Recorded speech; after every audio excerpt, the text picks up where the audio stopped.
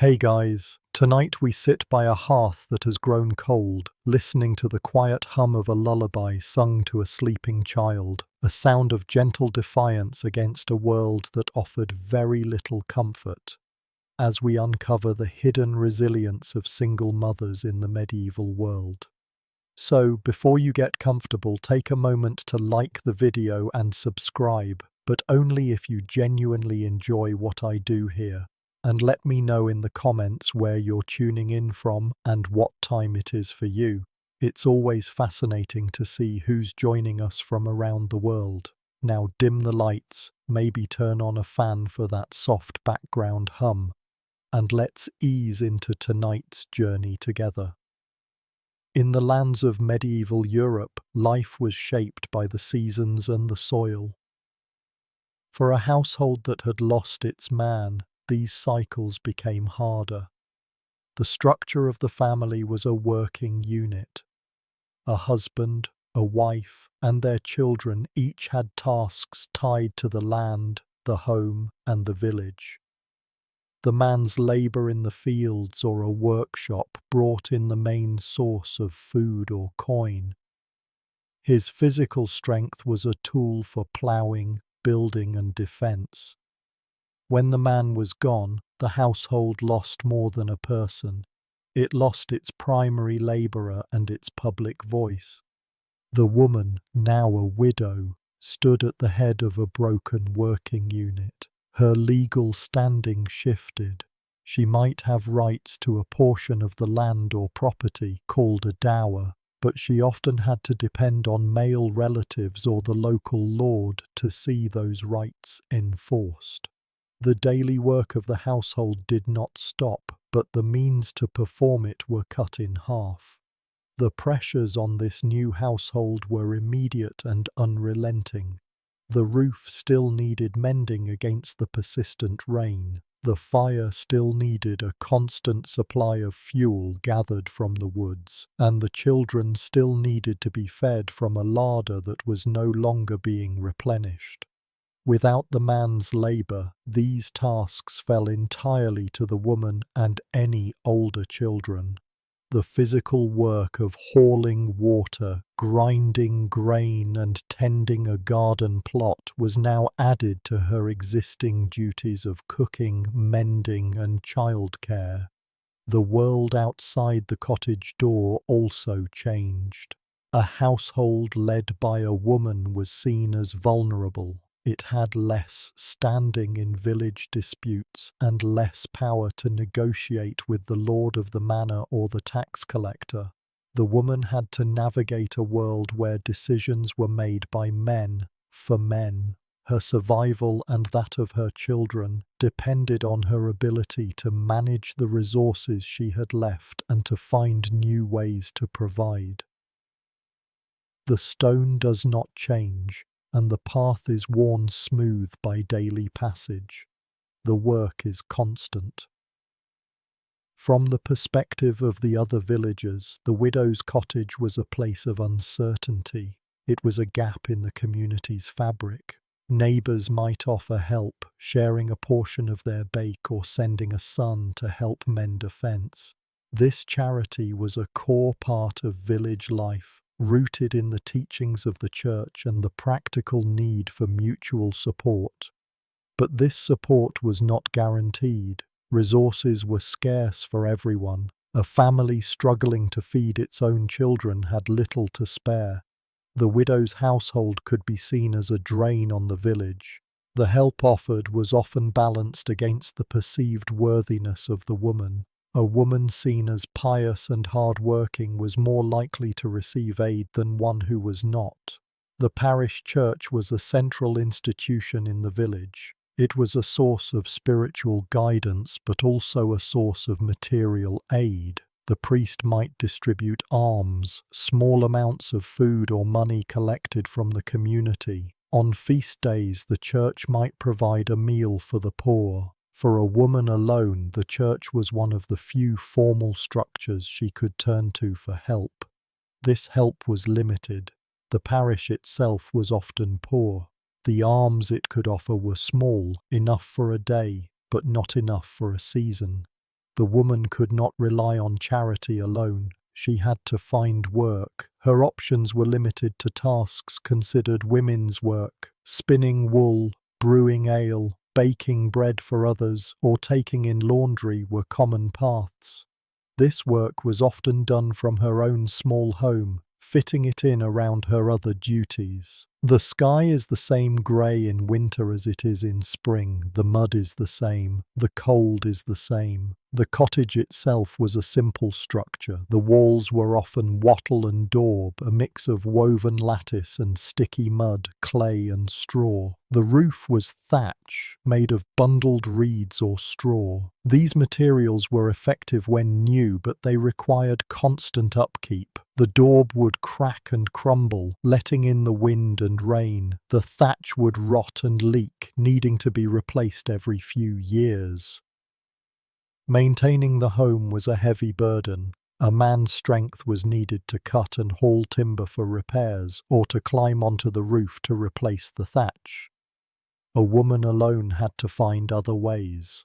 She might trade her labour, perhaps spinning wool for a neighbour in exchange for his help with her roof. Or she might try to do the work herself, mixing the daub and patching the walls as best she could with the help of her children. Inside, the cottage was usually a single room. The floor was packed earth, which became cold and damp in the winter. A central hearth provided heat for cooking and warmth for the family. There was no chimney, so the smoke filled the small space before escaping through a hole in the roof. The constant smoke stung the eyes and coated every surface with a layer of soot. The furnishings were sparse. A simple table, a few stools, and a chest for storing clothes or valuables might be the only furniture. The family slept together on pallets of straw on the floor. These pallets had to be changed regularly to prevent them from becoming infested with vermin. The lack of privacy and comfort was a constant condition of life for the poor, and for a household with diminished resources, these conditions were even more severe. The work does not end, and the days pass in a line. As winter deepened, the world outside became a source of both sustenance and danger. The stored food from the harvest dwindled. The small supply of grain, salted meat, or dried peas had to be carefully rationed. Each meal was a calculation, balancing the needs of today against the needs of tomorrow. Hunger was a constant low ache in the belly. To supplement their stores, the woman and her children would forage in the woods and fields around the village. This was common practice for all poor families. They searched for anything edible: wild nuts, berries, roots, and edible leaves. In the deep of winter, the choices were slim. They might dig for pig nuts or collect fallen branches for the fire. The children were essential to this work. Their small hands were good for picking berries, and their sharp eyes could spot a patch of wild greens. From a young age, they learned which plants were safe to eat and which were poisonous. They learned to move quietly through the woods, gathering what they could without drawing the attention of the Lord's reeve, who guarded the forest resources. This foraged food was often tough and lacking in nourishment. It could fill a stomach, but it could not build strength. A diet of roots and greens could keep a family from starving, but it could not protect them from the sicknesses that came with cold and malnutrition. The winter months were a time of great vulnerability, when a simple cold could turn into a fatal illness. The stone is cold, the water is cold, and the wind blows through the cracks in the wall. The structure of the cottage, though weak, must hold against the season's force. The tools used for daily life were simple and often handmade. A woman's work centered around the hearth. She would have a cooking pot, likely made of iron or pottery, which hung over the fire from a hook. She would have a wooden spoon for stirring, a knife for cutting, and perhaps a stone quern for grinding small amounts of grain into flour. Her most important tool for earning a wage was often the distaff and spindle. This was the basic equipment for spinning thread. The distaff was a short stick that held the unspun wool or flax. The spindle was a weighted stick that was spun to twist the fibers into thread. A woman could carry these tools with her, spinning as she walked or while watching her children. The thread she produced was a valuable commodity. It was the raw material for cloth which everyone needed for clothing. She would sell her spun thread at the local market or to a weaver in the village. The pay was low, and it took many hours of spinning to produce enough thread to earn a few pennies. But it was a steady source of income, one that did not require her to leave her home for long periods. The quality of her tools affected the quality of her work. A well-balanced spindle would spin faster and more evenly. A sharp knife made food preparation easier, but good tools were expensive. A woman might inherit them from her mother, or she might have to make do with older, worn-out implements. The constant use meant that tools broke and needed to be repaired or replaced, another expense for a household with little to spare. The fire burns low and the shadows grow long. The day ends as it began.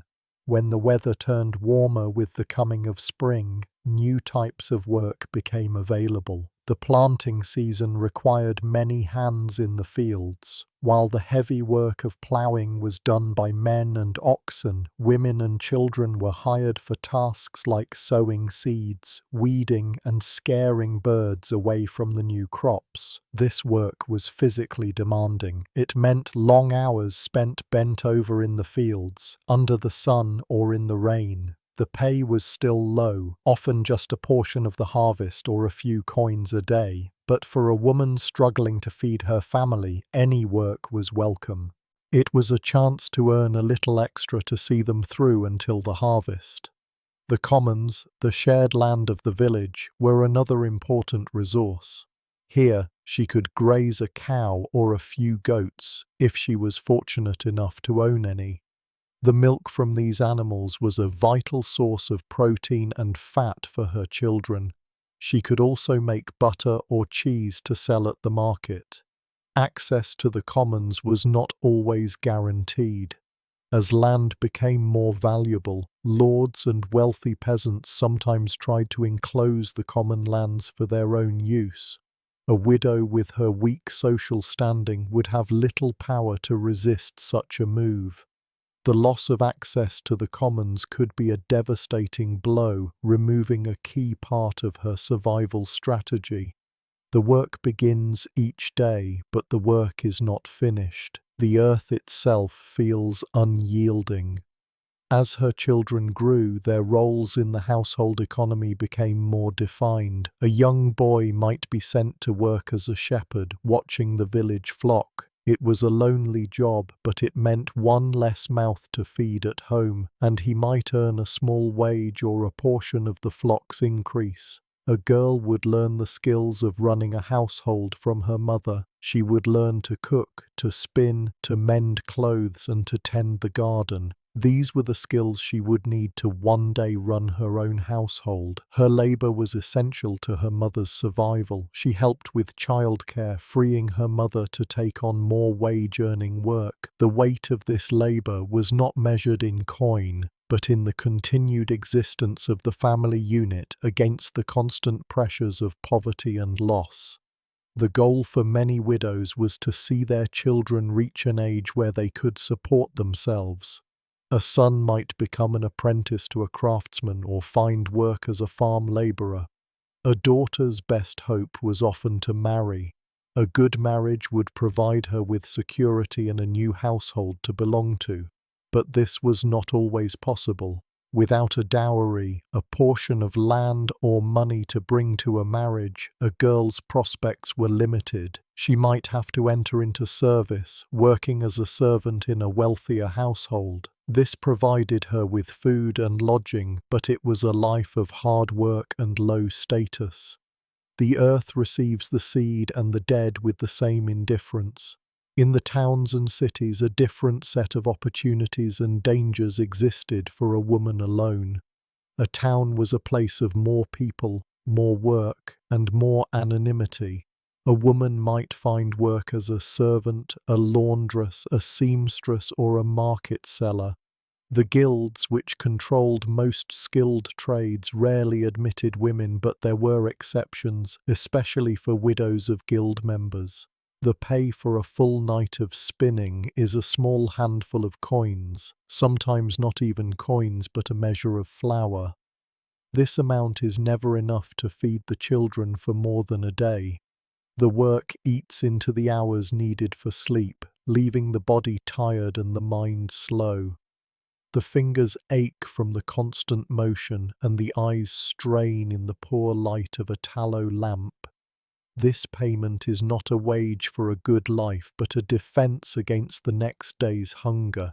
It is a temporary barrier, one that must be rebuilt every single night. The value of the thread is set by the merchant who buys it, and the woman has no power to bargain. She takes what is offered because the alternative is nothing.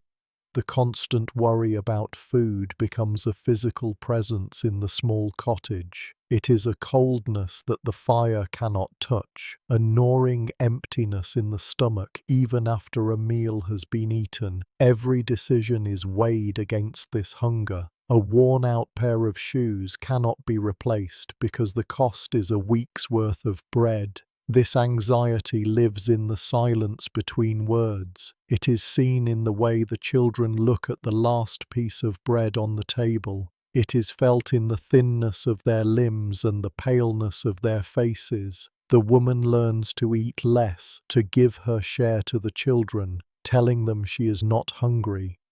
The hunger is a constant companion, shaping every hour of every day. The walls are cold, the fire is low, and the night is long. After the Lord's harvest is brought in, the fields are opened for gleaning. This is an old rite permitted by custom and the church. It allows the poorest of the village to walk the harvested fields and pick up any stalks of grain left behind by the reapers. It is a rite born of necessity, a way to ensure that nothing is wasted and that the most desperate have a chance to gather a small store for the winter. The rules of gleaning are strict. It is only allowed after the final wagon has left the field and before the livestock are turned out to graze on the stubble. The time is short, often only a day or two. The work is competitive. All the poor families of the village are there, each person moving quickly, eyes fixed on the ground, searching for a single dropped ear of wheat or barley.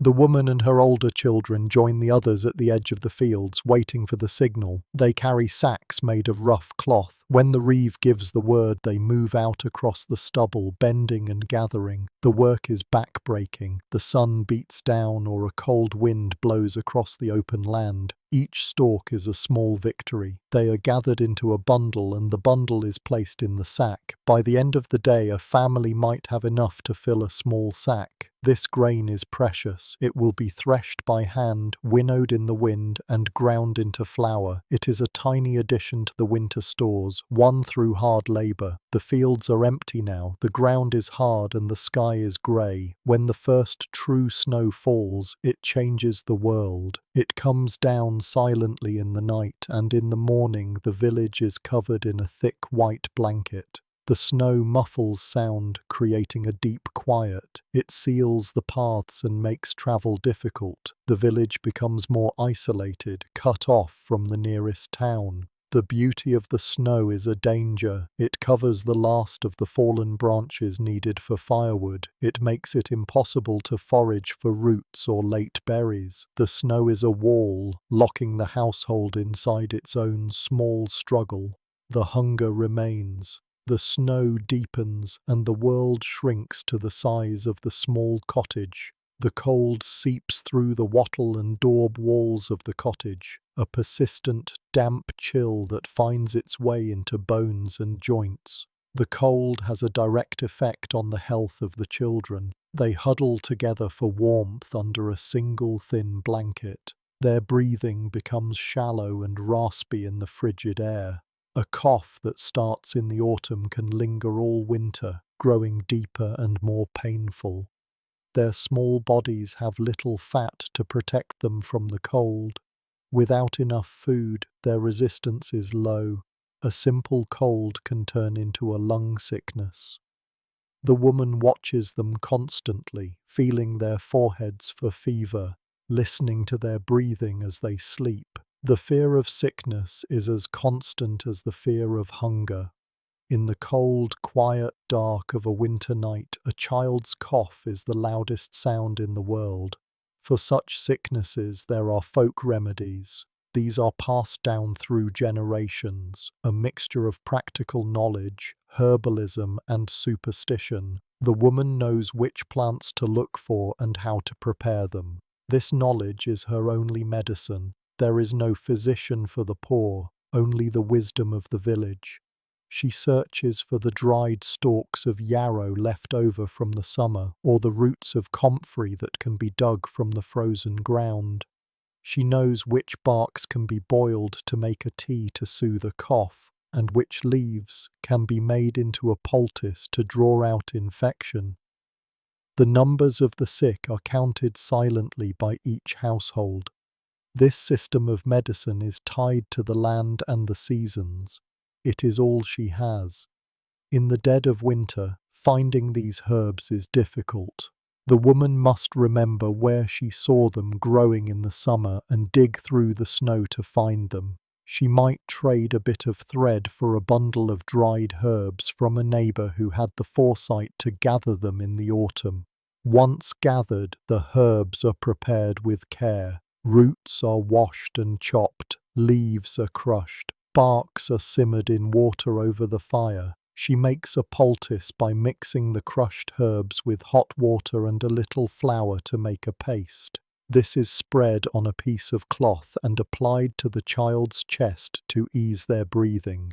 The fire crackles, the water simmers, and the herbs release their scent into the smoky air. A child's fever in the middle of the night is a unique terror. The darkness of the cottage feels absolute, broken only by the faint glow of the embers in the hearth. The child's skin is hot to the touch, and they murmur in a restless sleep. The world shrinks to the space of a single straw mattress. The woman sits by the child's side, wiping their face with a damp rag.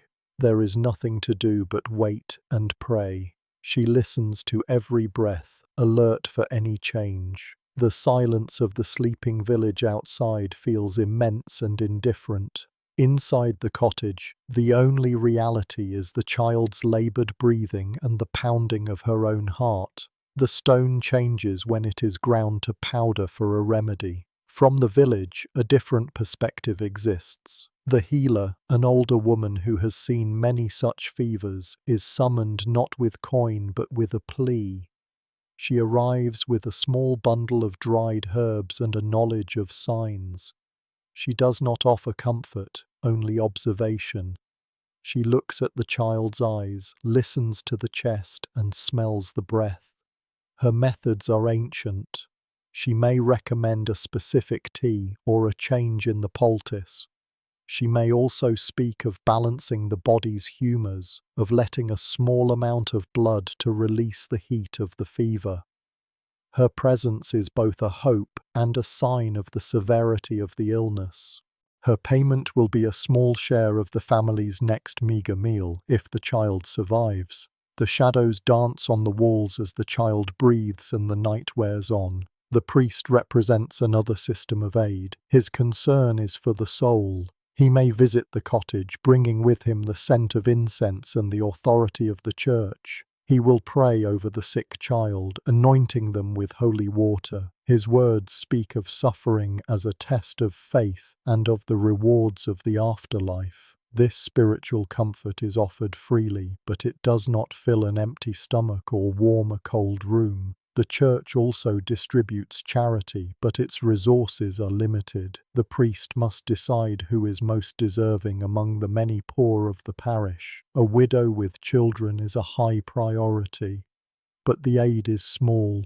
A loaf of bread from the church ovens, a blanket donated by a wealthy patron. This charity is a lifeline, but it is also a reminder of the household's dependence on others. From the manor house, the Lord's reeve keeps the accounts. To him, the widow's household is a line in a ledger. It is a unit of land, a cottage with a small garden plot that owes labour and taxes. The death of the husband created a problem. The household's ability to provide its dues was now in question. The reeve is not a cruel man, but his duty is to the Lord. He must ensure the manor is profitable. He may allow the widow to defer her labour dues, but the debt remains. He might note that her eldest son is approaching an age where he can work in the fields. The family is a resource, and its value is measured in labour and rent. The numbers are tallied in his book, and the debt is recorded for the future. Late winter is the hardest time. The small stores of gleaned grain are gone. The dried peas and beans have been eaten. The hunger of autumn has now become the starvation of February. The cold is relentless. The days are short and grey. The hope that came with the small harvest is a distant memory. The search for food becomes desperate. The woman digs under the snow for the tough roots of dandelions and burdock. She sets snares for small birds, though she knows she is poaching on the Lord's land. Every day is a search for a few more calories to keep her family alive until the spring thaw. The air in the cottage thickens with wood smoke and fear. The breath of the sleeping children shortens in the cold.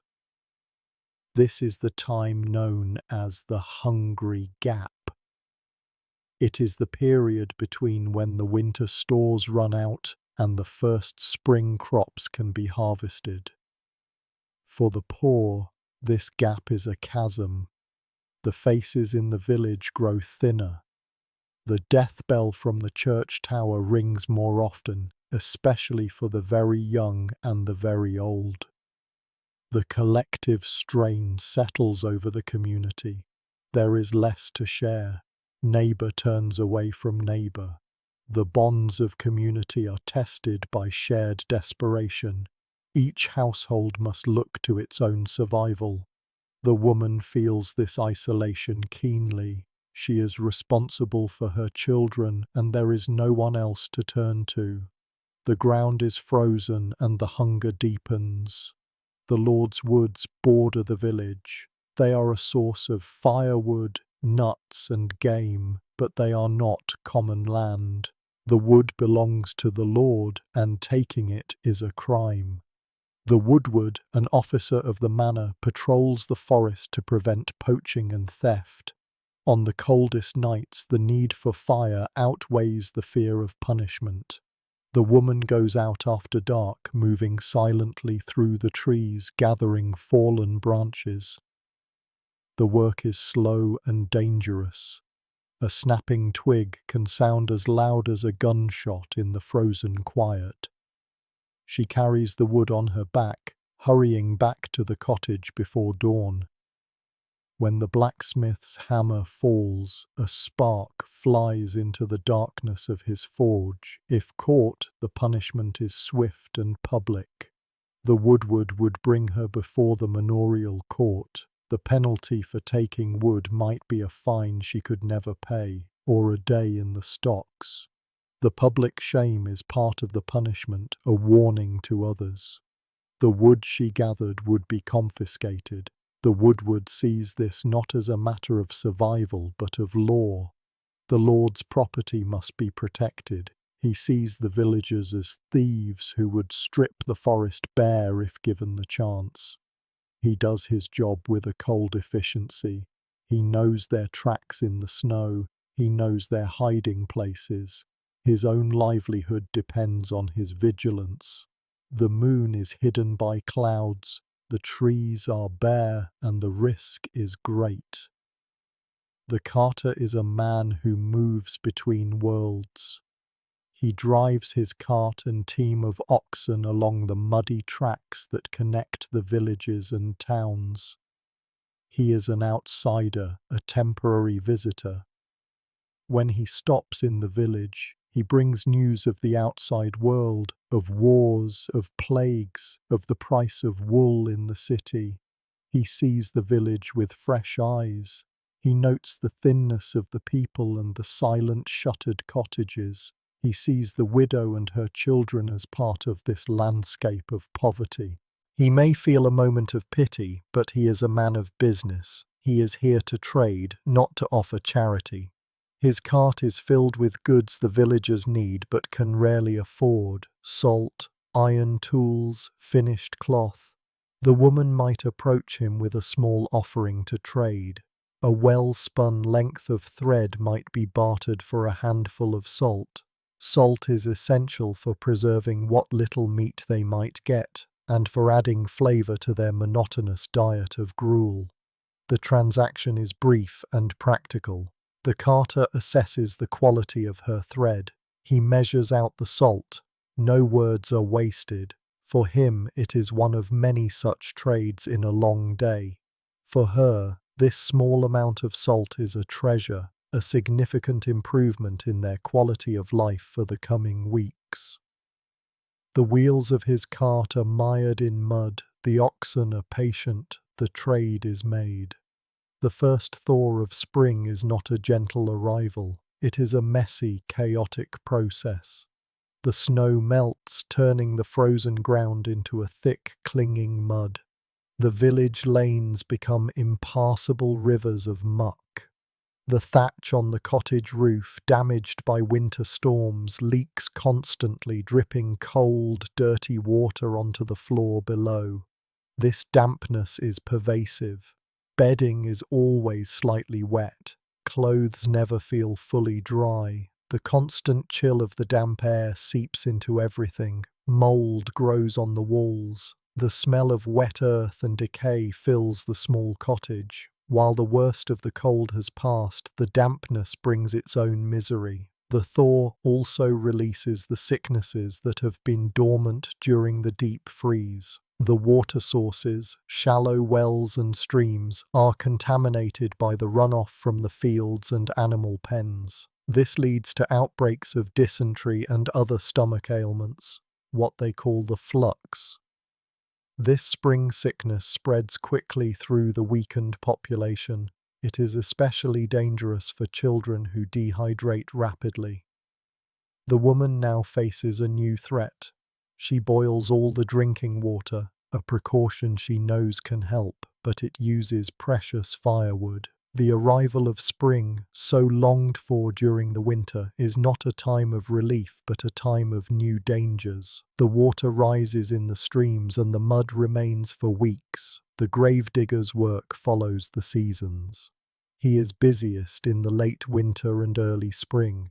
He is a man of the parish, paid a small fee for each grave he digs. He knows the families of the village by the names on the simple wooden crosses in the churchyard. His work is hard, physical labor. The ground in early spring is still partially frozen, and he must use a pickaxe to break through the frost layer before he can use his shovel. He works alone, a solitary figure in the grey landscape. He is a part of the village, but his constant proximity to death sets him apart. When a death occurs in a poor family, the burial is simple. There is no coffin. The body is wrapped in a shroud, a length of plain cloth. The parish provides the shroud if the family cannot afford one. The body is carried to the churchyard by family members, followed by a small group of mourners. The priest says a short prayer at the graveside. The gravedigger lowers the body into the earth. He then fills the grave, his movements efficient and practiced. For him, it is a routine task. For the family, it is the final, brutal act of a long struggle. The community watches, and each person knows that this could be their fate, or the fate of their child. The shovel scrapes against stone. The earth is cold, and a space in the churchyard is filled. With the ground finally soft enough to work, the focus shifts to the small garden plot behind the cottage. This piece of land, the dower right of the widow, is her most important asset. It is here that she can grow the food that will see them through the next year. The survival of her household depends on this small patch of earth. The work of preparing the garden is done by hand. She uses a simple digging stick or a mattock to break up the soil. The children help, pulling out weeds and stones. They work from sunrise to sunset. Their bodies, weakened by the long winter, ache with the unaccustomed labor. She plants what she can. She may have saved a few seeds from the previous year's crop. Peas, beans, onions, and hardy greens like kale. These are planted with care, each seed a promise of future food. The work is a race against time. The planting must be done early enough to ensure a harvest before the first frost of the next autumn. This direct connection to the source of their food is both a burden and a source of strength. Unlike spinning for a wage, this labor has a visible, tangible result. The woman can see the rows of newly planted seeds. She can imagine the green shoots that will soon appear. It is a small space of control in a life largely controlled by others. The soil is turned, the seeds are sown, and the work is done. A neighboring farmer watches the widow and her children working in their garden. He is a man with a family of his own, with land leased from the Lord. His own fields require all his attention and labor. He sees the widow's struggle, but his perspective is complicated. He might feel a sense of pity, and his wife might send over a small pot of soup or a piece of bread. This charity is given out of a sense of Christian duty and community obligation, but there is also a limit to this generosity. His own family's survival is not guaranteed. Every bit of food he gives away is food his own children will not eat. There can also be a quiet resentment. The widow's household does not provide the same labor to the village as a household with a man. She may be excused from some of the labor dues to the Lord, a burden that then falls more heavily on the other families. Her poverty is a constant, visible problem in the village, a reminder of how close everyone is to disaster. So the farmer watches her. He may offer a piece of advice about planting or lend her a tool for a day, but he keeps a certain distance. The community can support a struggling family, but it can also be wary of a household that is a constant drain on its limited resources. The sun is warm on their backs, the work is hard, and the neighbors watch. The lord of the manor requires labor service from all his tenants. This is called corvée labor. For several days a week, the men of the village must work on the Lord's own lands, the domain, ploughing his fields, mending his fences, and harvesting his crops. This is the primary form of rent for their own land. A widow's household presents a problem for this system. She cannot perform the heavy labor of a man. If she has a son old enough, he can be sent to work in her place. But if her children are young, she cannot meet the obligation. She may be required to pay a small fine instead, but she has no money. More often, she is assigned different tasks. She might be required to work in the manor house, in the kitchens or the laundry, or she might be tasked with weeding the Lord's gardens or tending his chickens. These tasks are lighter than field work, but they take up her time, pulling her away from her own garden and her own children.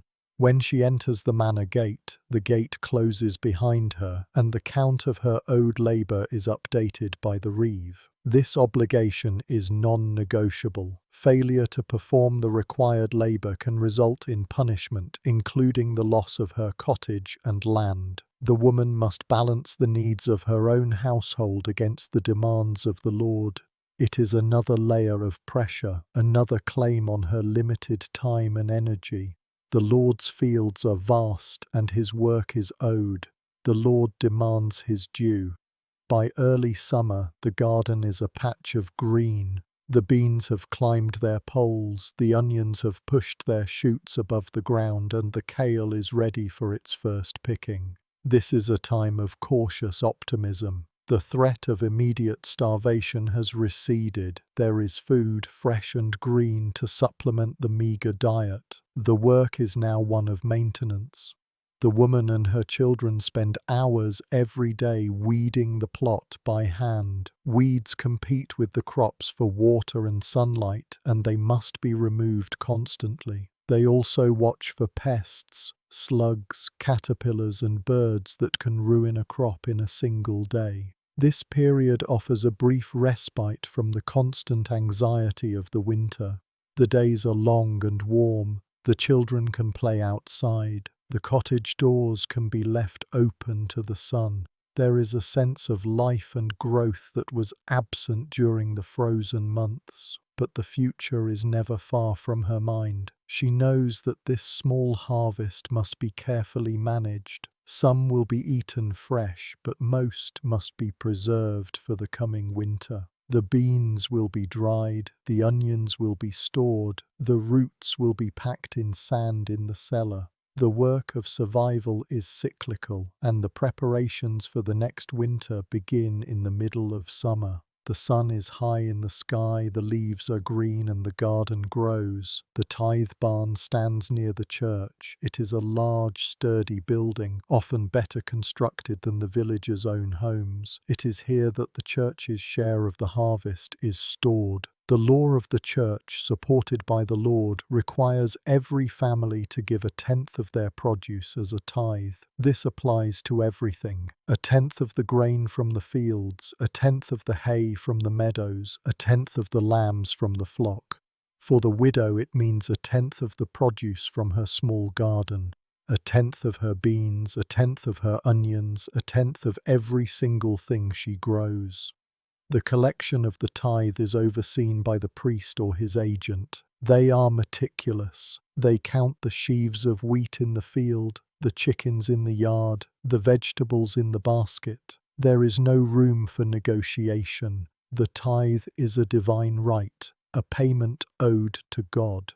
For a family living on the edge of survival, this 1/10 is a significant loss. It is food taken directly from their mouths. The woman hands over her share, knowing that it will feed the priest and support the church, but also knowing that it makes her family's own survival that much more precarious. The barn door is open, the share is measured, and the church receives its portion. However, the town was also a more dangerous place. Without the close-knit community of a village, a woman alone was more isolated. She was more vulnerable to crime and exploitation. Housing was expensive, and she might have to live in a crowded, unsanitary tenement where disease spread quickly. Charity was also more organized in the towns. Hospitals run by the church or by wealthy patrons provided care for the sick and the poor. Almshouses offered housing for the elderly and infirm. A woman with children might be able to find a place in one of these institutions, but the demand was always greater than the supply. Gaining entry often required a letter of recommendation or a connection to a powerful person. The walls of the city are high, the gates are closed at night, and the noise of the city never stops. Legal systems offered some protections, but they were often difficult for a woman to access. If a widow's dower rights were violated by her husband's family, she could take her case to the manorial court or the church court. These courts were run by men, and the legal process was often slow and expensive. To bring a case, a woman needed witnesses and evidence. She might have to pay for a clerk to write up her complaint. Without the support of a male relative or a powerful patron, her chances of success were slim. The system was designed to maintain the existing social order, which was overwhelmingly patriarchal. Despite these obstacles, some women did use the courts to defend their rights. Court records show cases of widows suing to reclaim their property, to collect debts owed to their late husbands, or to protect their children's inheritance. These women were often literate or had access to someone who was. They were resourceful and determined, using the limited tools at their disposal to fight for their family's survival. For most women, however, the law remained a distant and intimidating force. Their survival depended not on legal rights, but on their own labor, the strength of their informal networks of support, and a great deal of luck. They relied on the kindness of neighbors, the small charity of the church, and the resilience of their own bodies and spirits. The ink is dry on the page, the judgment is made, but the world outside the court remains the same.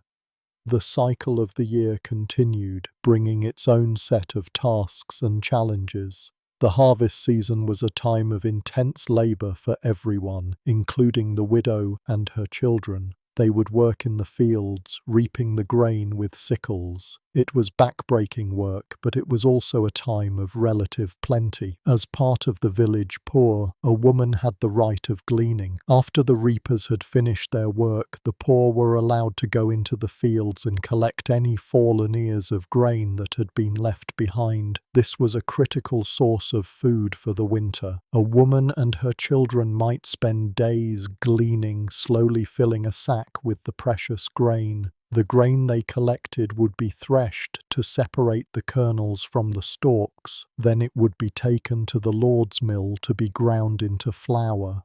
The miller would take a portion of the flour as payment, a system known as a multure. This was often a point of contention, as millers were frequently accused of taking more than their fair share. The flour from the gleaned grain was a lifeline. It would be used to make bread or pottage, a thick stew of grains and vegetables that was the staple food for most people. A good haul from gleaning could mean the difference between hunger and survival in the coming winter. The duties of the season resume, and the walls of the cottage remain. The sun beats down, the dust rises from the field, and the work goes on until the light fails. Clothing was another constant concern. Fabric was expensive, as it was the product of many hours of labor, from growing the flax or raising the sheep to spinning the thread, weaving the cloth, and sewing the garment. A woman and her children would have only a few sets of clothes, which they wore until they fell apart. Mending was a constant task. Clothes were patched and repatched until they were a mosaic of different fabrics. When a garment was too worn to be mended, it was repurposed. It might be cut into smaller pieces to patch other clothes, or torn into rags for cleaning. Nothing was wasted.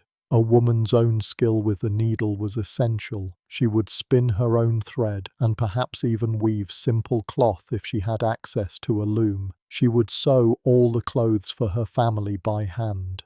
The simple tunic, trousers for the boys, and long dress for the girls were the standard garments.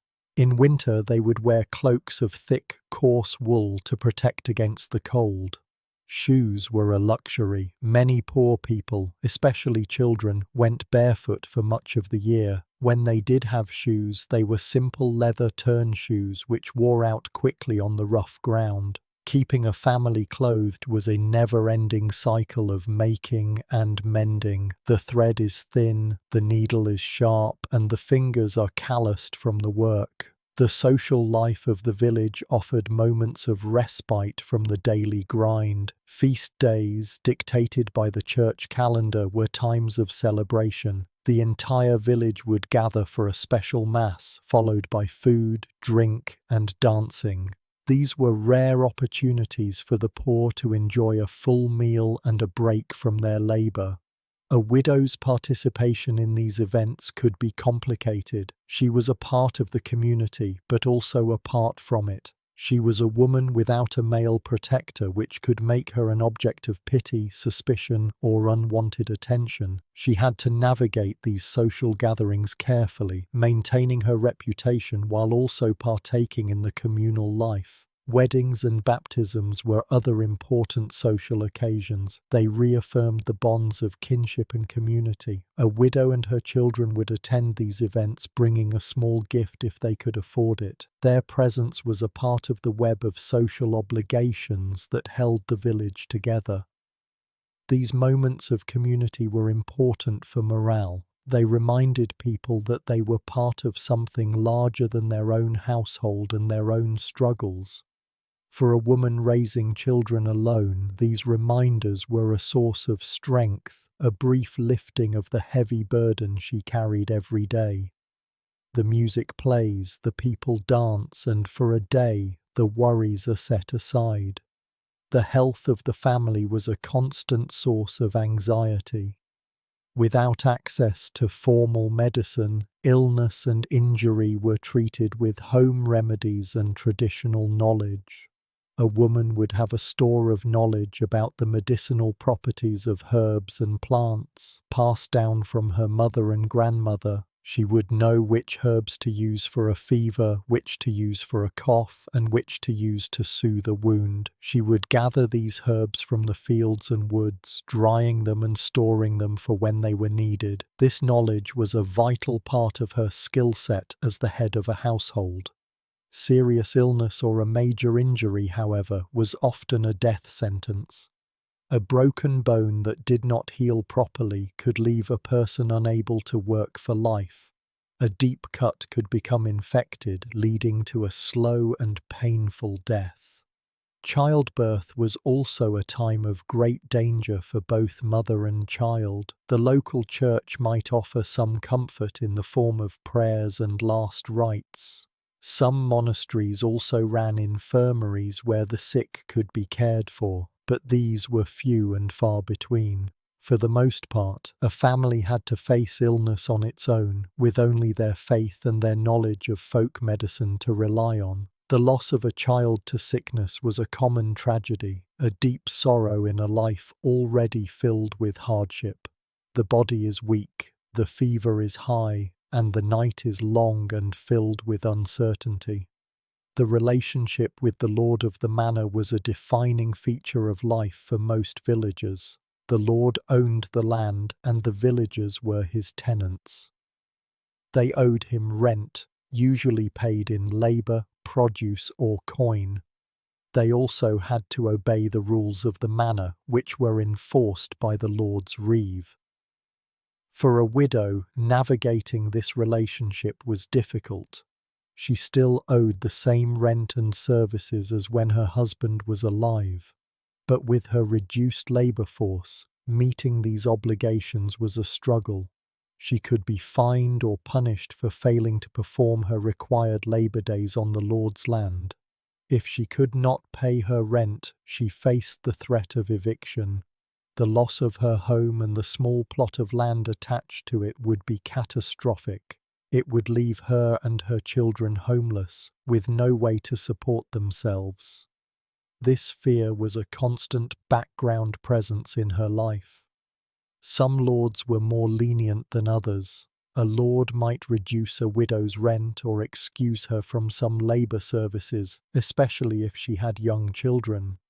This was an act of paternalistic charity, not a right. It depended entirely on the goodwill of the lord or his steward. A widow's fate could be decided by the whim of a single powerful man. The reeve makes his rounds, the accounts are checked, and the rent is due on quarter day. The passage of time was marked not by clocks, but by the position of the sun and the ringing of the church bells. The day was divided into periods of work, prayer, and rest. The seasons dictated the rhythm of the year. The life of a family was deeply intertwined with these natural and religious cycles. The darkness holds the world at night, the silence deepens, and time passes unmarked. For the children, education was not a matter of books and letters. Most were illiterate. Their education was practical, focused on the skills they would need to survive. They learned by watching and doing, helping their mother with her tasks from the moment they were old enough to walk. They learned the names of plants, the habits of animals, and the signs of changing weather. They learned how to spin, how to mend a net, how to milk a goat, and how to tell when the bread was baked. This was an education in the realities of their world, a world where a missed opportunity or a careless mistake could have serious consequences. A few children might have the opportunity to learn to read and write, perhaps from the local priest. This was more common for the children of wealthier peasants or artisans. For the child of a poor widow, the world of letters was a distant one. Their knowledge was written not on parchment, but in the calluses on their hands and the practical wisdom in their heads. The bell rings for matins in the morning and for vespers in the evening. The days are measured by the sound of the bell. The marketplace was a vital centre of economic and social life. It was here that a woman could sell the products of her labour, the thread she had spun, the ale she had brewed, the vegetables she had grown in her garden. The small income she earned was essential for buying things she could not produce herself, such as salt, iron tools, or a bit of meat. The market was a crowded, noisy, and chaotic place. Sellers shouted to attract customers. Animals wandered through the crowds. People from all walks of life mingled, from peasants and craftsmen to merchants and nobles. A woman had to be sharp and assertive to succeed in this environment. She had to know the fair price for her goods and be able to haggle with customers. She had to be wary of thieves and pickpockets. She also had to pay a fee to the lord or the town for the right to sell her goods in the market. Every transaction was a small battle of wits, a negotiation for the pennies that would feed her family for another week. The stone of the market cross endures through all seasons. The market was also a place to gather news and gossip. It was where a woman could stay connected to the wider world beyond her village. She would hear about political events, the prices of goods in other towns, and the stories of other people's lives. It was a brief escape from the isolation of her daily routine. The coins are counted, the goods are sold, and the purse is a little heavier on the way home, a temporary shield against the cold. The concept of a future was a luxury. Life was lived day to day, season to season. The primary goal was to survive the present moment, to secure enough food for the next meal, enough fuel for the next fire. Long-term planning was difficult when the margin for error was so thin. A woman's hope for her children was that they would have a slightly easier life than she did, that her son would find a good master or a secure tenancy, that her daughter would marry well and not have to face the same struggles she had. This hope was a powerful motivator, the force that drove her through the endless days of labor. Old age was a time of great vulnerability, especially for a woman who had been poor all her life.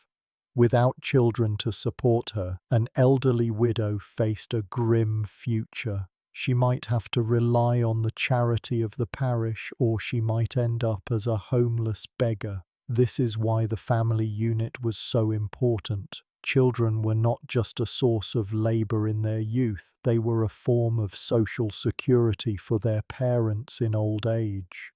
A woman's investment in her children, the sacrifices she made to raise them, was an investment in her own survival. The bonds of family were forged in the crucible of shared hardship. The morning comes, the routine begins, and the cycle repeats. The path ahead is unseen, but the next step is all that matters as the journey continues. The forest was a place of both resources and rules. It provided wood for fuel and building, nuts and berries for food, and plants for medicine. But the forest belonged to the Lord, and access to it was strictly controlled. A peasant could not simply cut down a tree or hunt an animal. A widow and her children were allowed to gather fallen wood, a rite known as wood gathering. They would spend hours searching the forest floor for dry branches and twigs to carry home. This was a vital source of fuel for their hearth, especially in the winter. Hunting was forbidden. The deer, boar, and other game in the forest were reserved for the Lord's table. Poaching was a serious crime, punishable by fines, mutilation, or even death. A family desperate for meat might set small snares for rabbits or birds, but they did so at great risk. The forest was also a place of folklore and fear. It was thought to be the home of wolves, outlaws, and supernatural beings. People avoided traveling through it at night. For a woman and her children gathering wood, the deep shadows and strange noises of the forest could be a source of constant unease. The trees are tall and the canopy is thick, so the light on the forest floor is dim. The evening falls, the torches are lit in the village, and the darkness returns to the woods. Water was another essential resource that required daily labor. Few homes had their own well. A woman would have to walk to the village well, a river, or a stream to fetch water for cooking, washing, and drinking. She would carry the water in heavy wooden or pottery buckets, balanced on a yoke across her shoulders. This was a physically demanding task, repeated several times a day. The quality of the water was often poor. It could be contaminated with animal waste and other pollutants, making it a source of disease. Dysentery and other waterborne illnesses were common and often fatal, especially for young children. Washing clothes was a major chore. The clothes were taken to the river, where they were beaten against rocks with a wooden paddle, scrubbed with sand, and rinsed in the cold water. Soap was a luxury made from animal fat and ash, and most poor families could not afford it. The clothes were then laid out on bushes or grass to dry in the sun.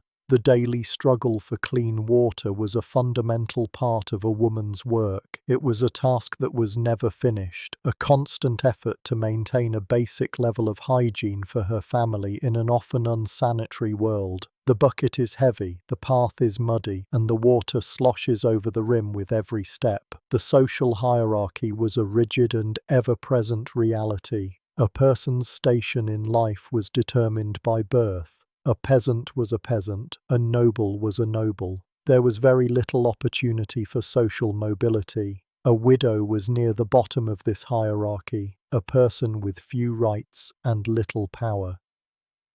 She had to show deference to those above her in status, the priest, the reeve, the lord, and his family. When speaking to them, she would have to use formal language and a respectful tone. She would have to bow or curtsy.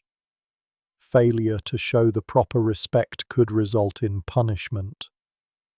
This system of deference was a way of reinforcing the social order. It reminded everyone of their place in the world. For a woman, her gender was an additional layer of subordination. She was expected to be obedient to men, whether it was her father, her husband, or the lord of the manor. As a widow, she was in an ambiguous position. She was no longer under the direct authority of a husband, but she was not fully independent either. She was still subject to the authority of the Lord and the customs of the community. She had to learn to be both submissive and strong, to navigate the complex social rules in order to protect herself and her children. The Lord passes on his horse, the peasant bows his head, and the order of the world is maintained. The spiritual life of the community was centered on the church. Religion was not a private matter. It was a public and communal experience. The church calendar structured the year, and the sacraments marked the key moments of a person's life: baptism, marriage, and death. For a woman facing constant hardship, faith could be a powerful source of comfort and resilience. The promise of a better life in the hereafter could make the struggles of the present world more bearable. The stories of the saints provided models of piety and endurance in the face of suffering. The Church also taught the importance of charity and compassion for the poor. This doctrine was the basis for the formal and informal systems of support that a widow might rely on. It encouraged the wealthy to give alms and the community to look after its most vulnerable members. However, the Church could also be a source of judgment. A woman's behavior was subject to scrutiny. If she was perceived as lazy, immoral, or impious, she could be shunned by the community and denied aid. She had to maintain a reputation for piety and hard work, not just for her own spiritual well-being, but for her very survival. The incense smoke fills the air, the Latin chants echo in the stone building, and the soul seeks comfort. The physical landscape itself shaped the possibilities of life. A village in a fertile river valley had a very different existence from a village in a rocky, mountainous region. The quality of the soil, the availability of water, and the length of the growing season determined what crops could be grown and how much food could be produced. A woman living in a coastal village might have access to fish and shellfish, adding a vital source of protein to her family's diet. She and her children might work mending nets or salting fish. A woman in a forest village might have better access to wood and foraged goods. The environment was not a passive backdrop, it was an active participant in the daily struggle for survival. People lived in a close and intimate relationship with the natural world. They knew its rhythms, its dangers, and its gifts. A woman's knowledge of her local environment was one of her most valuable assets. This dependence on the land also made life precarious. A drought, a flood, or a pest infestation could wipe out the crops and lead to famine. A harsh winter could make it impossible to find food or fuel. A family's survival was always at the mercy of forces beyond their control. The river rises, the fields are flooded, and the harvest is lost. The stone endures the flood and the frost alike. The role of women in the community was not limited to domestic tasks. They were active participants in the village economy. The alewife, a woman who brewed and sold ale from her home, was a common figure. Her house would function as an informal tavern, a gathering place for the men of the village. Brewing was a skilled craft. It required knowledge of malting, mashing, and fermentation. A good alewife could earn a decent income for her family. However, the trade was also subject to regulation. The Lord's Court would appoint ale tasters to check the quality of the ale and ensure that the brewer was using the correct measures. Women were also the primary healthcare providers in the community. As healers and midwives, they used their knowledge of herbs and traditional practices to treat illnesses and assist with childbirth. This was a position of great responsibility and respect, but it also carried risks.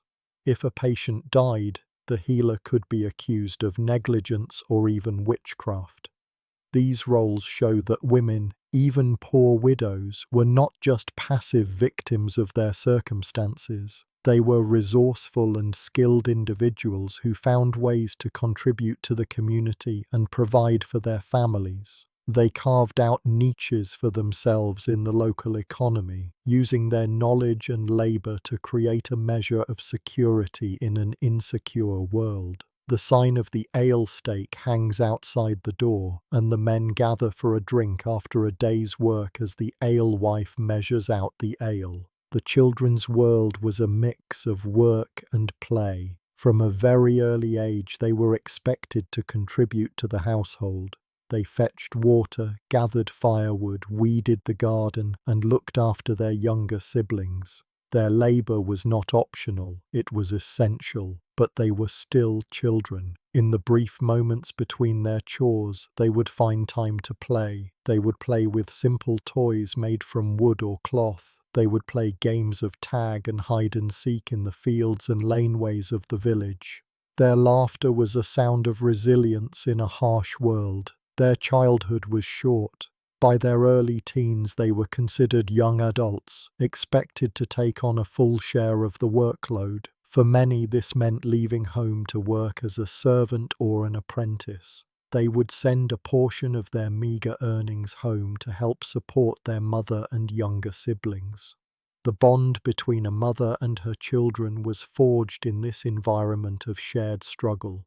They depended on each other for their survival. A mother's love was expressed not in words or gentle caresses, but in the constant grinding work she performed to keep them fed, clothed, and safe. The children's voices echo in the lane as a game of stones is played in the dust, a moment of childhood snatched from the day. The judgment is delivered. The words are spoken in the common hall of the manor house, a space that smells of wood smoke and damp earth. The woman stands before the steward who sits on a heavy wooden chair. Other villagers are there, their faces hard to read in the dim light. The steward's voice is flat as he lists the fine. It is a sum measured in shillings, more coin than the household has seen in a year.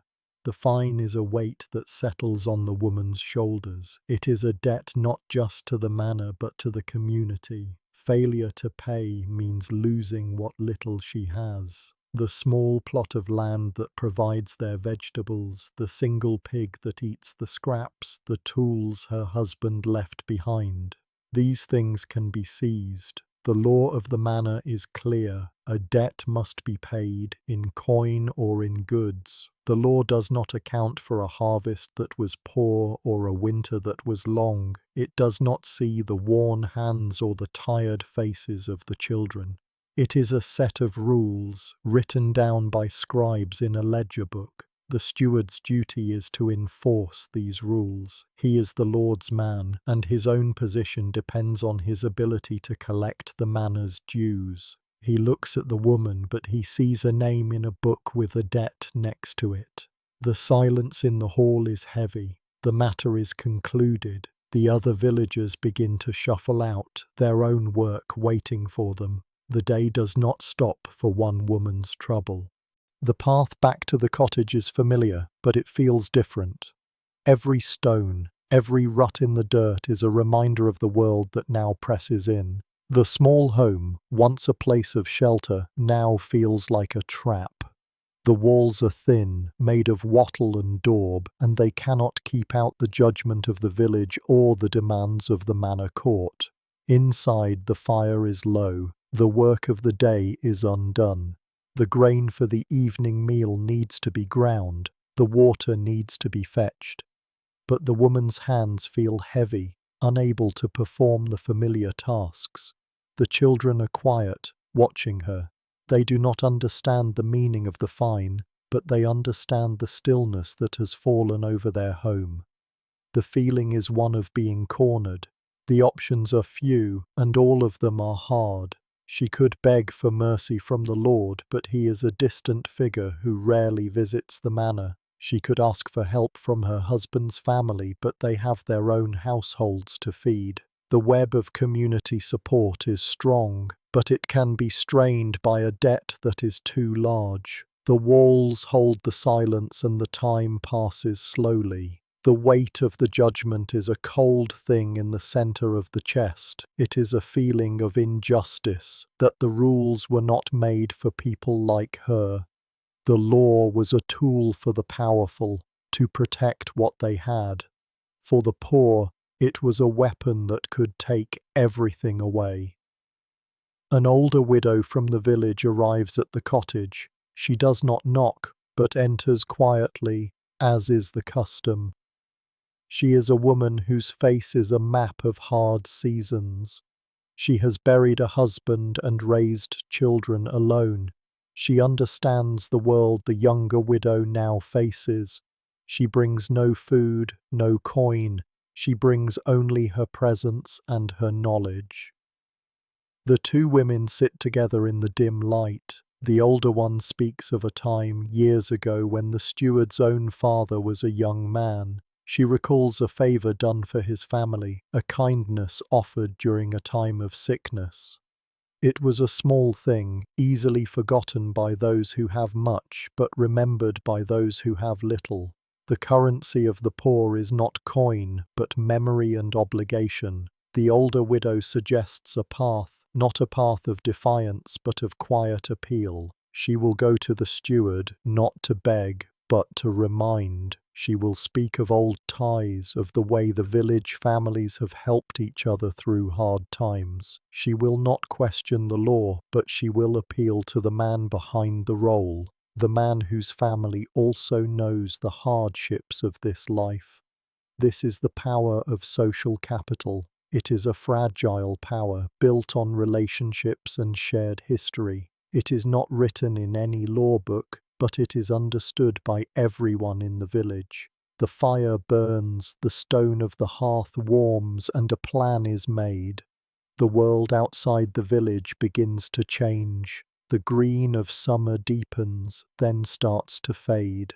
The fields of wheat and barley turn from green to a pale gold. The sun hangs lower in the sky, and the light in the late afternoon has a warm, heavy quality. The air itself feels different, carrying the dry scent of ripening grain and dusty earth. The light fades earlier each evening. The nights grow cooler. A thin mist lies over the fields in the early morning. The sounds of the forest change as well. The birdsong is less frequent. The hum of insects quiets. It is a time of transition, a pause between the growth of summer and the decay of autumn. The entire village feels this shift. It is a sign that the most important time of the year is approaching. The harvest is not a single day's work, but a period of intense, unrelenting labor that can last for weeks. The entire community is mobilized. From the oldest to the youngest, everyone has a role. The men with scythes move in a line across the fields, their bodies swinging in a steady rhythm. The women and older children follow behind, gathering the cut stalks into sheaves and binding them with twisted straw.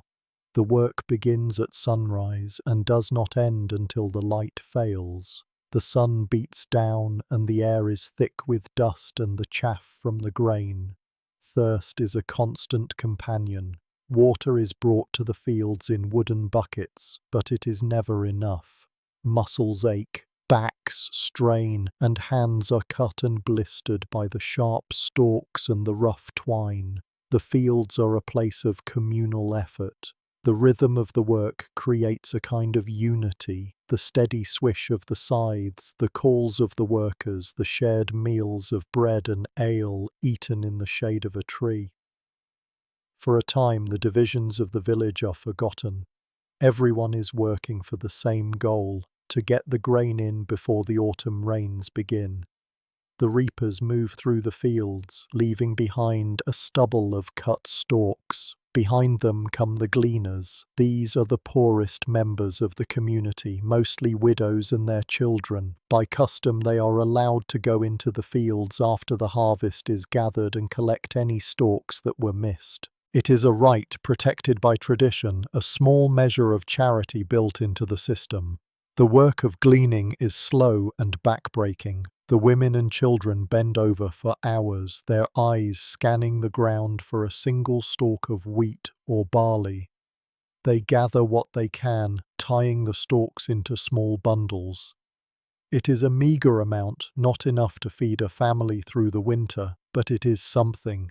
It is a few extra loaves of bread, a few more bowls of porridge.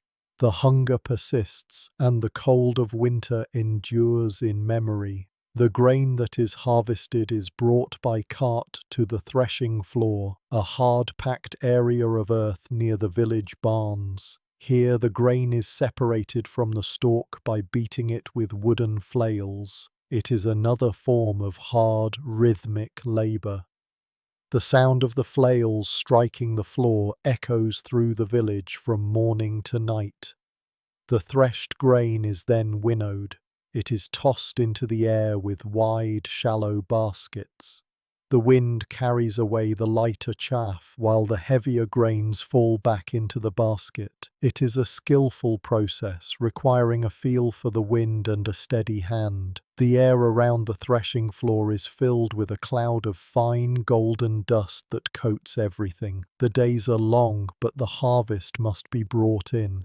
The survival of the village depends on it. A good harvest means the village will eat through the winter. The Lord's granary will be full, the church tithe will be paid, and each family will have its share. The grain will be ground into flour for bread, brewed into ale, and saved as seed for the next year's planting. A full storehouse is a promise of life. A bad harvest means a winter of hunger. It means rationing from the start. The bread loaves will be smaller and mixed with chaff or ground acorns to make them go further. The old and the very young will be the first to suffer. A failed harvest is a sentence of slow starvation, a season of sickness and death. The fate of the entire community hangs on the weather, the health of the crops, and the success of these few weeks of labor. This shared risk creates a powerful bond. The villagers may have their disputes and their hierarchies, but at harvest time they are all bound together by a common purpose and a common fear. This collective effort creates a feeling of hope. Seeing the carts piled high with sheaves, seeing the golden grain pile up on the threshing floor, it is possible to believe that the village will survive another year. It is a fragile hope, one that can be shattered by a week of rain or a fire in the granary, but it is hope nonetheless. It begins in one household, then spreads to another. A fever, a sweat that soaks the straw bedding, a deep cough that racks the body. The sweating sickness, they call it. It arrives without warning, moving through the village like a silent predator. The fear is immediate and palpable. It is a different kind of fear from the fear of hunger. Hunger is a slow, predictable enemy. Sickness is invisible and swift. A person can be healthy at sunrise and dead by sunset. The routines of the village are disrupted. Neighbors who once shared tools and conversation now avoid each other. Doors are barred. The work in the fields slows. There are not enough healthy hands to finish the threshing. The grain sits in piles, vulnerable to the damp and the rats. The collective hope of the harvest season begins to curdle into a new, more personal anxiety. The question is no longer whether the village will survive the winter, but whether one's own family will survive the week. The medieval understanding of disease is not based on germs or contagion in the modern sense. It is a world of unseen forces and imbalances.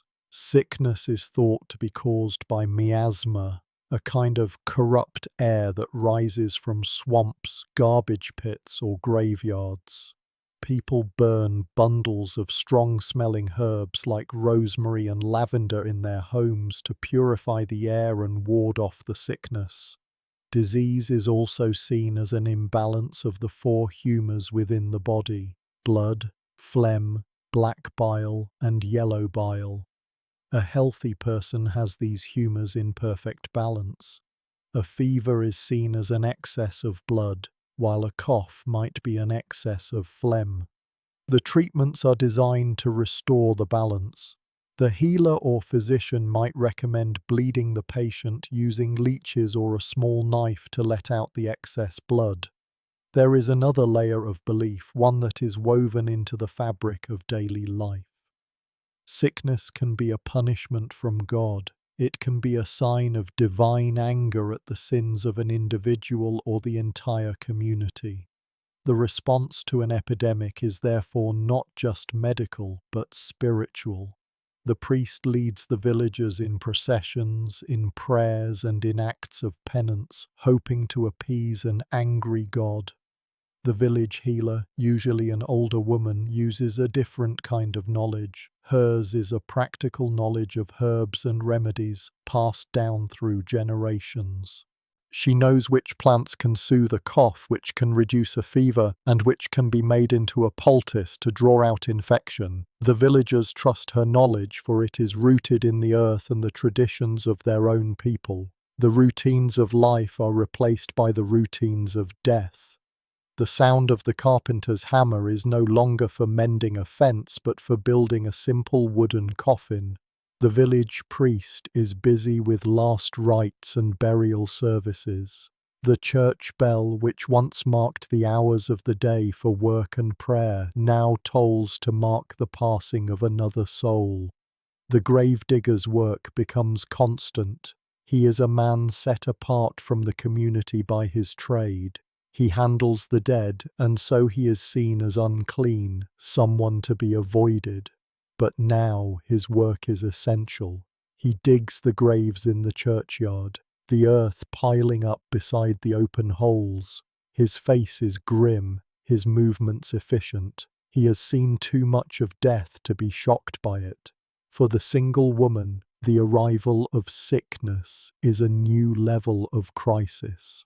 Her small household is an island, and she is its only defender. If she falls ill, there is no one to care for the children, no one to fetch the water or tend the fire. Her own survival is tied directly to the survival of her family. She watches her children for any sign of fever, any cough. The fear is a constant presence, a cold knot in the stomach. Every stranger who passes on the village lane is a potential carrier of the disease. Every cup of water from the communal well could be tainted. The world, which was already hard and dangerous, has become a place of invisible threats. The body must be kept working. The routine must continue. The smallest break could mean disaster. The community, which had come together for the harvest, now pulls apart. Each household becomes a fortress trying to keep the sickness out. The bonds of mutual support are tested. A neighbor might leave a bucket of water or a loaf of bread on the doorstep, but they will not come inside. The fear of catching the fever is stronger than the ties of community. The steward of the manor is also affected. His job is to manage the Lord's estate, but he cannot manage a disease. He can order the sick to be isolated. He can forbid public gatherings, but he cannot stop the spread of the fever. His authority, which was so absolute in the manor court, is powerless against this new enemy. The sickness also disrupts the economic life of the manor. The work in the fields is unfinished. The Lord's grain is not collected. The accounts in the steward's ledger book are thrown into chaos. The neat columns of numbers that represent the wealth of the manor are meaningless when the people who do the work are sick and dying. This breakdown of order shows how fragile the medieval world is. It is a system that depends on a constant supply of human labor. When that labor is removed, the system begins to collapse. The fields are not plowed, the animals are not tended, the dues are not paid. The entire structure, from the lord in his castle to the peasant in his hut, is threatened. The autumn air grows colder, the sickness runs its course. Some households are untouched while others are wiped out. The village is left scarred and weakened. The number of widows and orphans has grown. The coming winter now looks even more dangerous. The survivors must carry on. They must bury their dead and pick up the pieces of their lives. The fields must be prepared for the next planting season. The routines of life which were so violently disrupted must be re-established. There is no time for extended grief. The work is always waiting. For the woman who survived, life has changed again. She may have lost children or neighbors who were her only source of support. The web of relationships that helped her survive has been torn. She must now navigate a new landscape, one shaped by loss and fear. The experience of the sickness leaves a mark on the collective memory of the village.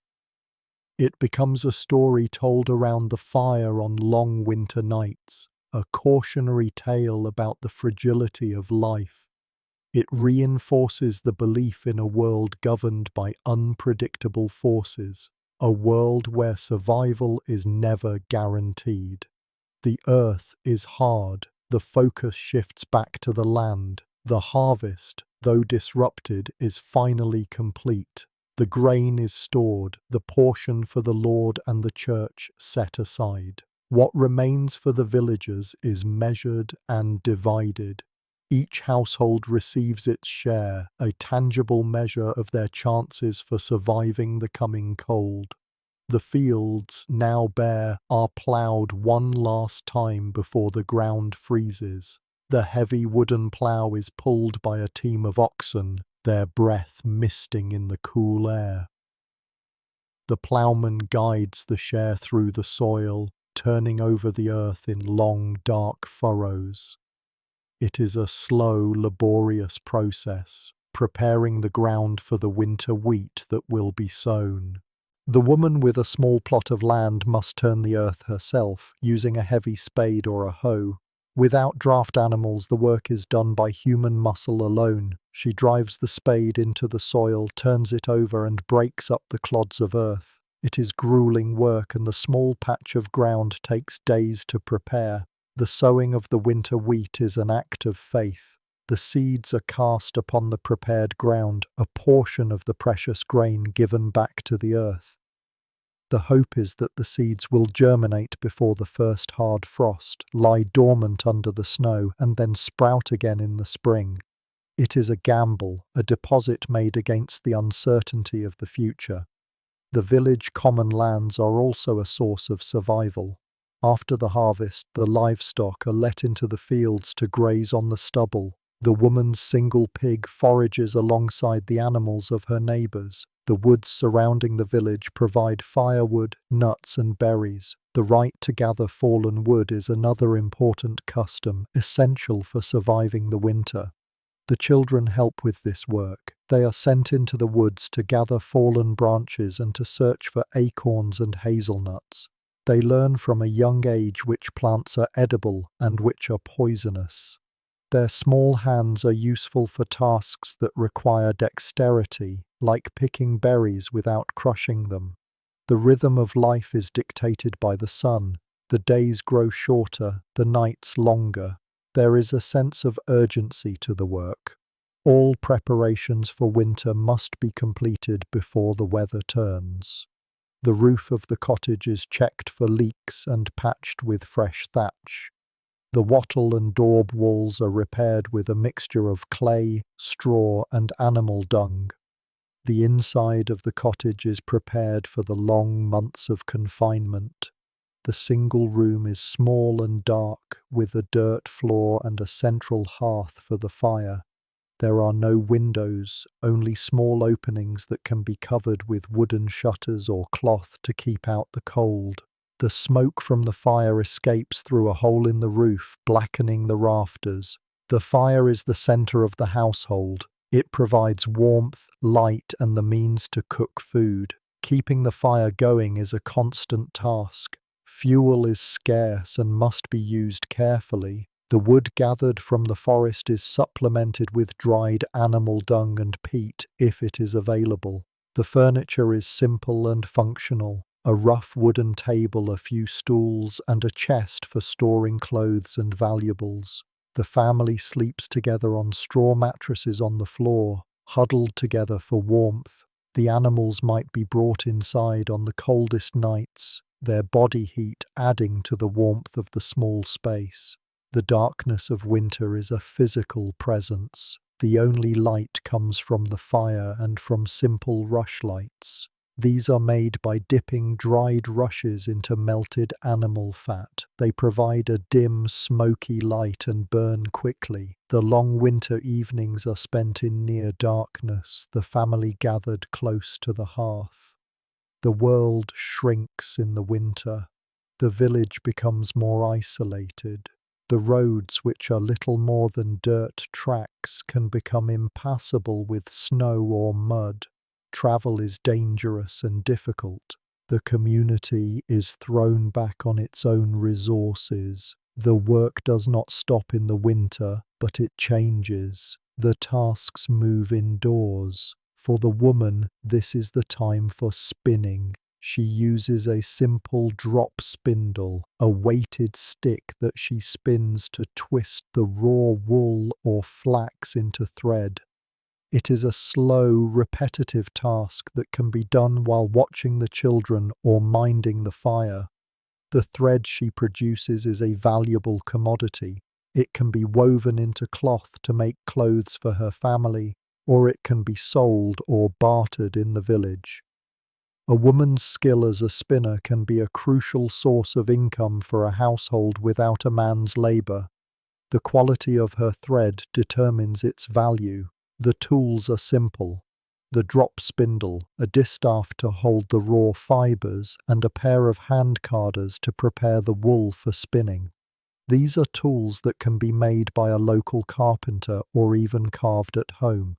They are passed down from mother to daughter along with the skill to use them. The process is one of transformation. The raw, matted fleece of a sheep is cleaned, carded to align the fibers, and then, through the patient work of the spinner's hands, it is turned into a strong, even thread. It is a kind of magic, a creation of order and utility from a raw material.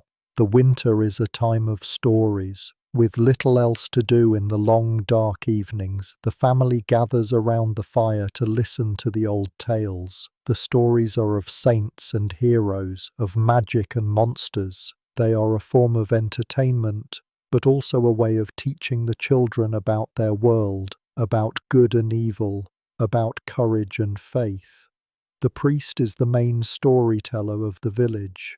In his sermons, he tells the stories of the Bible, bringing the characters to life for a congregation that cannot read. The stone walls of the church are often painted with scenes from these stories, a visual aid for the illiterate. The church is the center of the village's spiritual life, but it is also a social center. It is one of the few large, permanent buildings in the village. It is where baptisms, marriages, and funerals are held.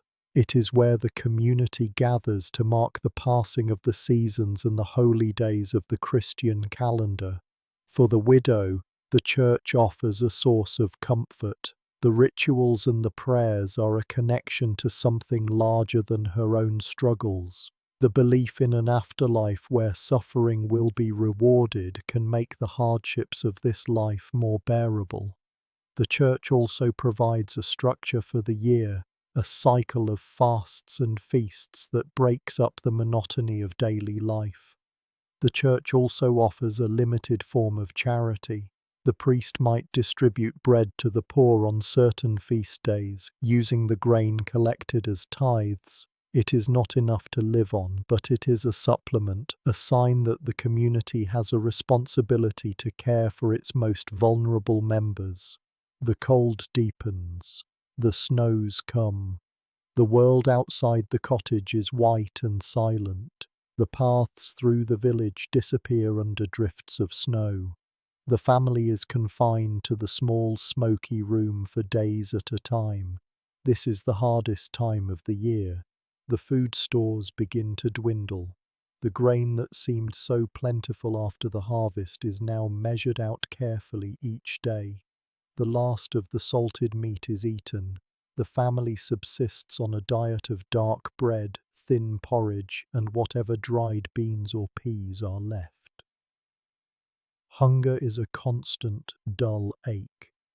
The cold seeps through the walls of the cottage, and it is impossible to ever feel truly warm. Sickness is a constant threat. A simple cold can turn into a fatal lung infection. The old and the young are especially vulnerable. The survival of the household depends on the woman's skill as a manager. She must make the food last. She must keep the fire going. She must care for the sick. She must maintain a sense of hope in the face of the long, dark winter. The silence of the winter is broken by the howl of the wind and the cry of a hungry child. It is a time of endurance, a test of strength.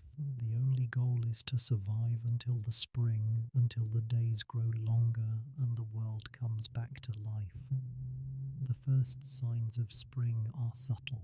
The light changes, becoming stronger and lasting longer each day. The snow begins to melt, turning the village lanes into a sea of mud. The buds on the trees begin to swell. The first green shoots of the winter wheat appear in the fields.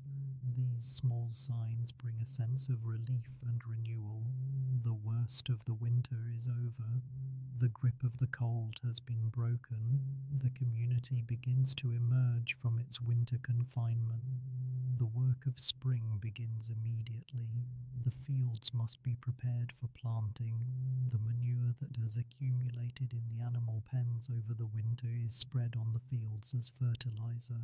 The ploughing begins again, preparing the soil for the spring crops of barley, oats, and peas. For the woman, spring means preparing her garden plot. She turns over the soil and plants the seeds that she saved from the previous year. The garden is a crucial source of food. It will provide vegetables and herbs to supplement the family's diet of grain. The livestock that survived the winter are thin and weak.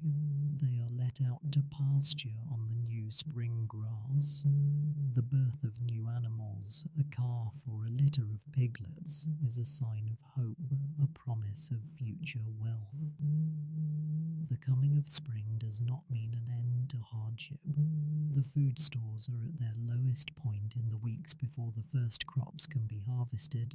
This is the hungry gap, a time when the risk of starvation is still very real. The family might be forced to eat wild plants and roots to survive, but spring is a time of hope. It is a belief in the cycle of the seasons, in the return of life. It is the faith that the work of planting will be rewarded with a harvest, that the community will survive for another year.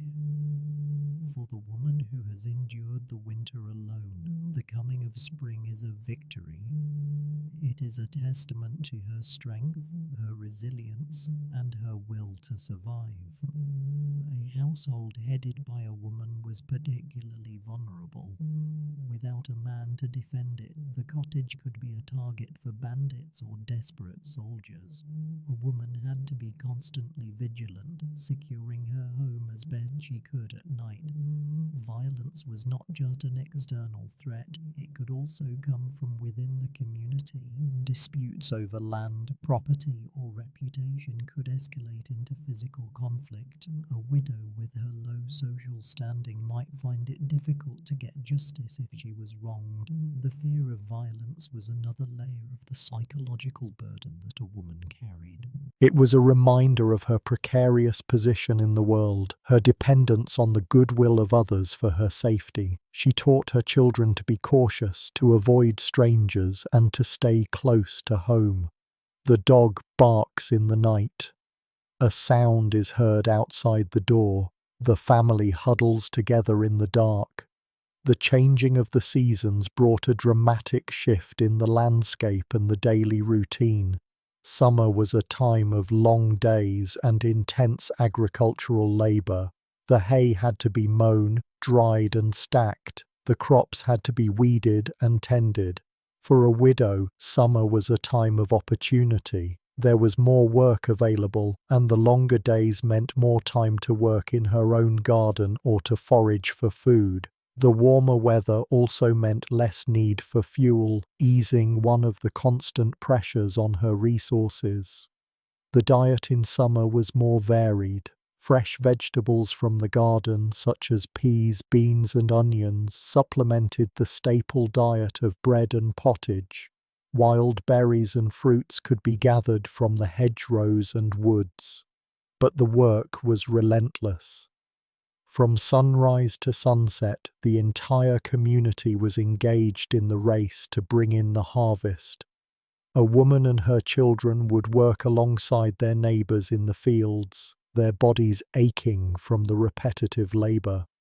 Summer was a season of sweat and toil, the necessary price for surviving the winter to come. The scythes swing in unison. The hay falls in long rows. The sun is high in the sky. In contrast, the deep winter was a time of confinement and scarcity. The days were short, the nights long and cold. The world outside was often frozen and covered in snow. Much of life moved indoors. For a woman, the winter months were a time for indoor work, spinning, mending, and other domestic tasks. The family would huddle around the hearth, the only source of warmth in the drafty cottage. The fire was kept small to conserve precious fuel. Food was monotonous. The diet consisted of the stored grains and dried vegetables from the harvest.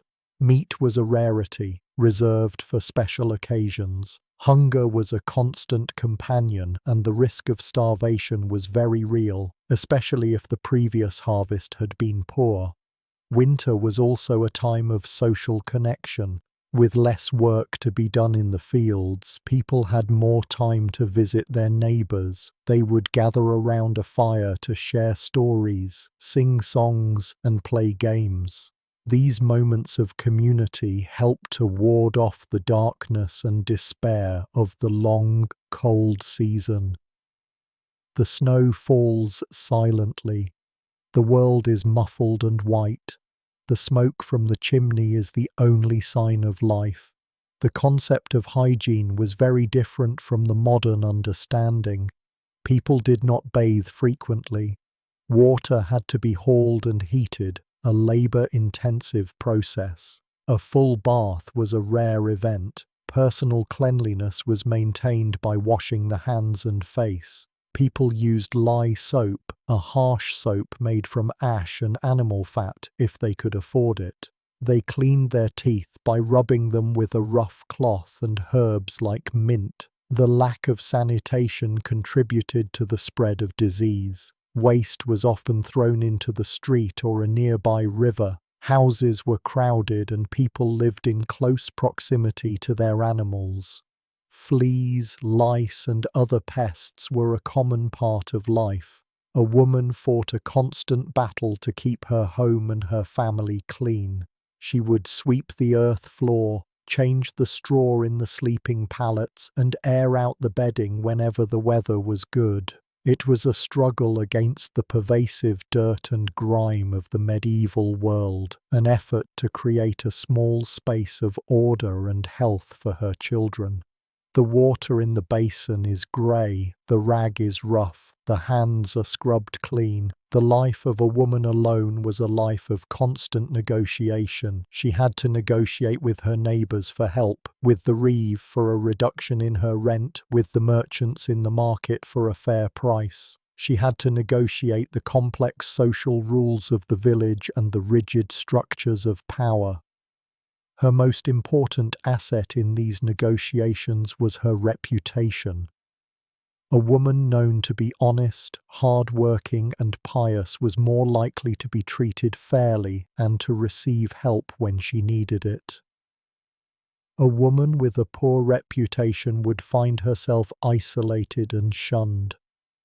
She built her reputation through her daily actions, the quality of her work, her regular attendance at church, her modest dress and speech, and her careful management of her household. It was a form of social capital built slowly over time that was as important to her survival as any material resource. This constant performance of respectability was another form of labor, a psychological effort on top of her physical work. She had to be constantly aware of how she was perceived by others, always careful not to say or do anything that could damage her standing in the community. A quiet word, a nod of the head, a small act of kindness.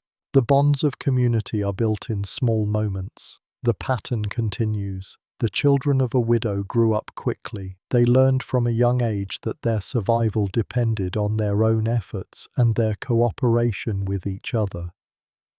They were not sheltered from the harsh realities of life. They were active participants in the struggle. This early responsibility could make them resilient and resourceful.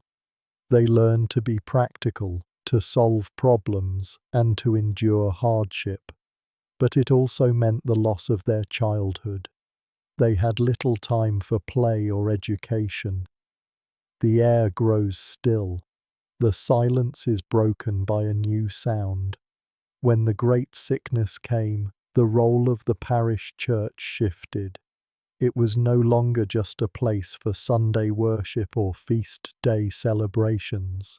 It became the center of a village consumed by death. The priest, once a familiar figure leading seasonal rituals, was now the most vital person in the community, the sole intermediary with a God who seemed to have turned away. His duties multiplied, becoming a constant, grim procession from one dying parishioner to the next. The rituals of death became the main work of the church. The most important of these was the last rites.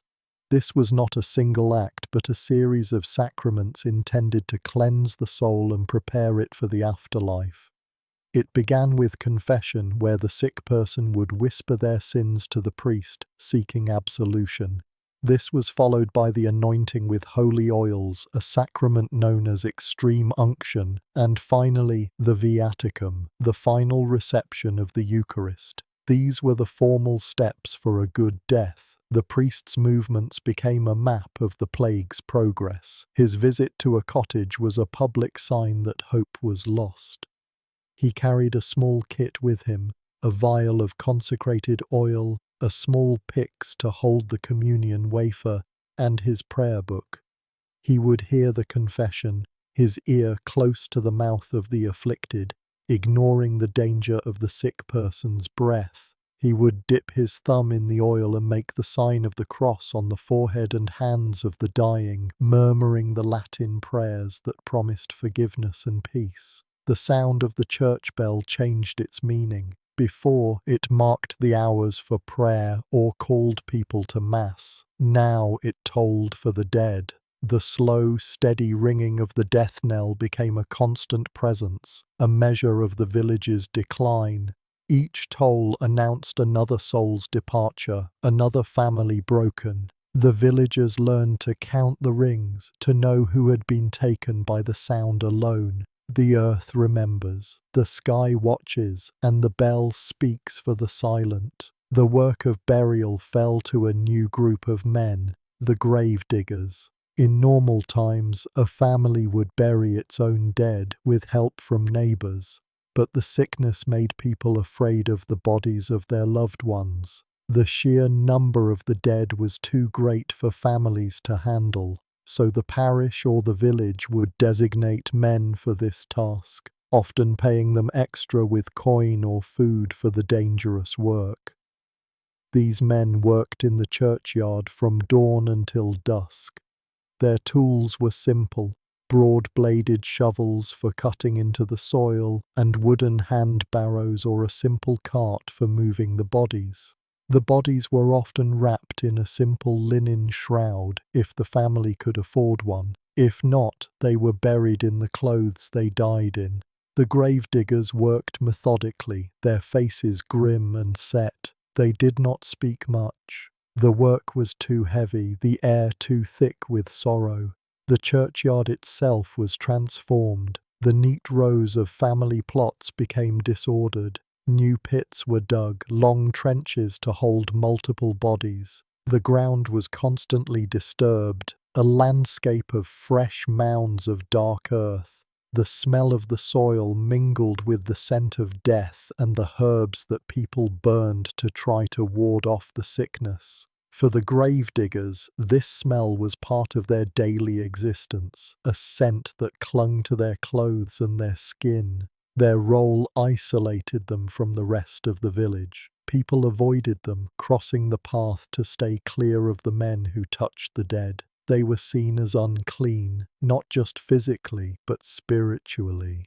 They ate their meals alone, near the lich gate, the covered entrance to the churchyard where bodies were rested before burial. Their hands were calloused from the shovel, and their backs ached with a deep, constant pain from the endless lifting and digging. They were performing a necessary service, but it marked them, set them apart from the living. The shovel cuts the earth, the body is lowered, and the work is never finished. The priest's authority grew with every death. In a world where herbal remedies and the knowledge of the local healers had failed, his rituals were the only thing that seemed to offer any power. He was the gatekeeper to the next life. His blessing could grant a soul entry into heaven, and his refusal could mean eternal damnation. This power made him both essential and feared. Villagers who had once argued with him over tithes now sought him out, desperate for his favor. He held the power of absolution. A person dying with unforgiven sins on their soul was believed to face torment in the afterlife. The priest was the only one who could hear a final confession and grant God's forgiveness.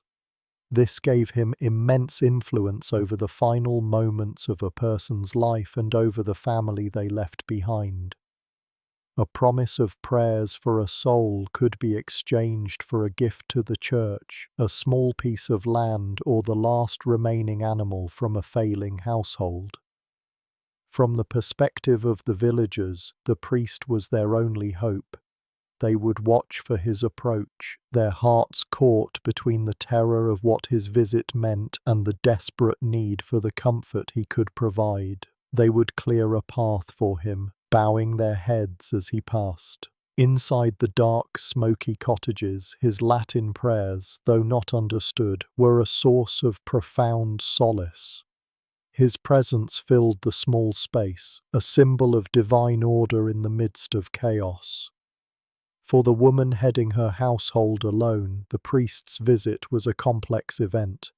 If the sickness struck her home, she would have to send one of her children to fetch him. She would have to offer him what little she had as a donation. She would watch as he performed the rites, her own faith mixing with the fear of losing a child and the practical worry of how the household would survive another loss. His visit marked a formal end, a point from which there was no return. The prayer is spoken, the choice is made, and the power shifts. When the sickness finally receded, it left behind a profound silence. The tolling of the bell became less frequent, then stopped altogether. The daily sounds of the village, the blacksmith's hammer, the chatter of women at the well, the shouts of children playing, did not return. They were replaced by an emptiness. The wind moving through the empty doorways of abandoned cottages seemed to whisper the names of the dead. The landscape of the village was scarred by the plague. Fields that had been planted in the spring were now overgrown with weeds, the crops unharvested. Tools were left where they fell, rusting in the rain. In the pastures, livestock wandered untended, their owners gone. The physical world reflected the community's loss. The paths between houses were less trodden. The village had shrunk, its edges fraying back into the wild. The households headed by women were now more common. Many women who had been wives were now widows. Many children were now orphans. These fragmented families had to find a new way to live in this emptier world. The loss was not just of people, but of skills. The blacksmith was gone, so tools could not be easily mended. The best weaver was dead, so the quality of cloth declined. The knowledge of the community had been broken. The reeve, the Lord's official in the village, faced an impossible task. He had to account for the dead, adjust the tax rolls, and try to organize the labor of the survivors. But the old system of obligations was shattered. With so few people left to work the land, the reeve had less power to command them. He needed their labor more than they needed his protection. The structure of the village, once rigid, was now fragile and uncertain. The fire goes out in a cold hearth, the tools grow cold, and the work is left undone. The most immediate consequence of the plague was a severe shortage of labor. With as much as half the village gone, there were not enough hands to do the work. The lord of the manor, whose wealth depended on the labor of his tenants, found his position weakened. He could not force people to work fields if there was no one left to work them. The value of a single person's labor increased dramatically. This created a small but significant shift in power. For the first time, the surviving peasants, including the widows, had some bargaining power. A lord might offer better terms, lower rent, or more strips of land to a family to convince them to stay and work his fields. A woman who had once been tied to her small plot of land might now find other opportunities. She could demand payment in coin or grain for her work, rather than just fulfilling a labor obligation. The village economy, once based almost entirely on agriculture and feudal duties, began to change. With fewer people to feed, there was a surplus of land. Some fields were converted to pasture for sheep, as raising sheep required less labor than growing grain. This meant a greater supply of wool, which could be spun and woven by the women of the village. For a woman with skill in spinning, this offered a new path to earning a small income. The single mother and her children were part of this change. Her labor was now more valuable. She could work for others in the fields during the harvest and be paid a wage.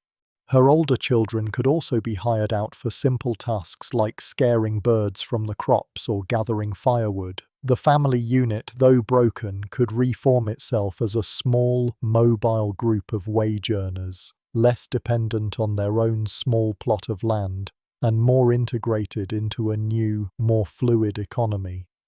The field is empty, the worker is rare, and a coin has more weight than it did before. The survivors lived with a quiet, collective grief.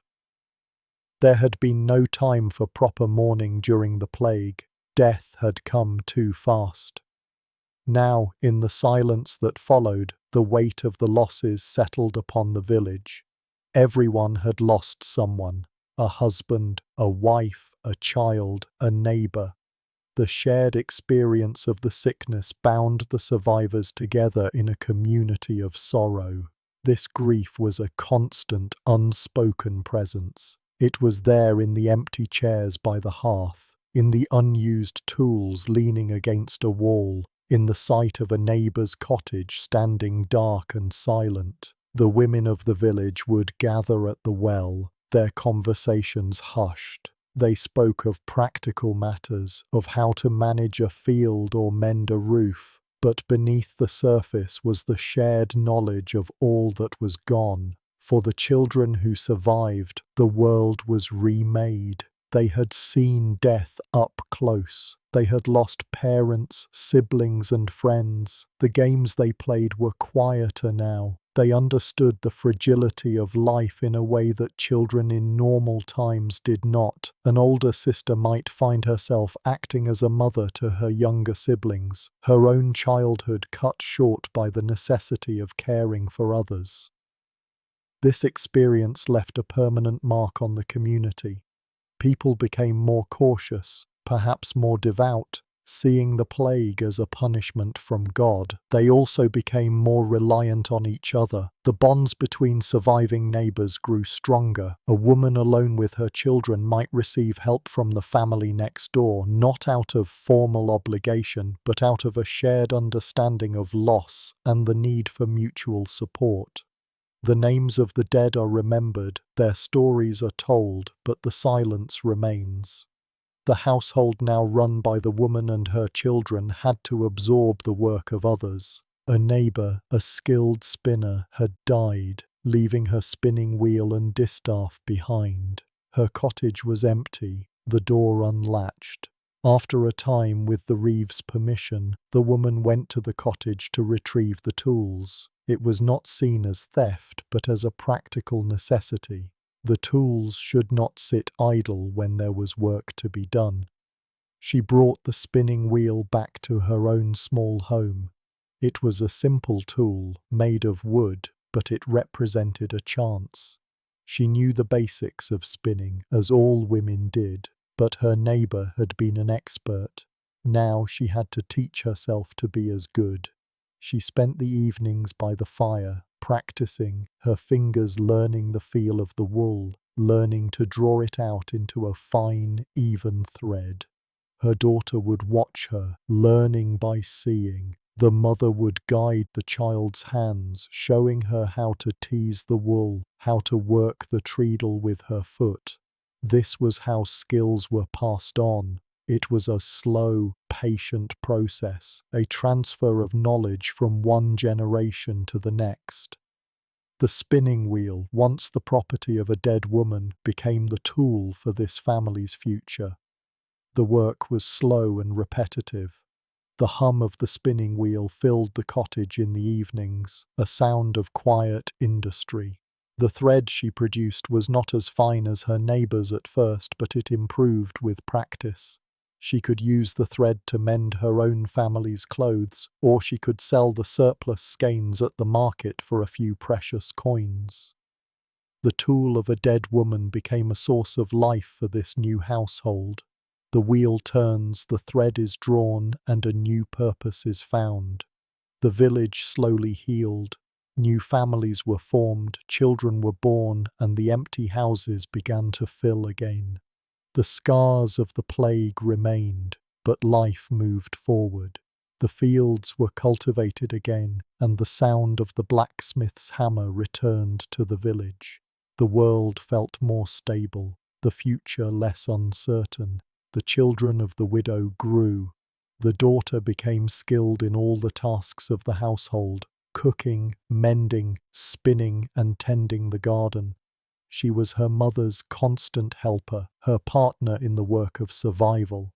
The son grew tall and strong, his body hardened by years of labor. He could now do the work of a man, cutting wood, digging ditches, and helping with the plow. The mother watched her children grow with a mixture of pride and anxiety. She had succeeded in keeping them alive, in feeding and clothing them through the hardest of times.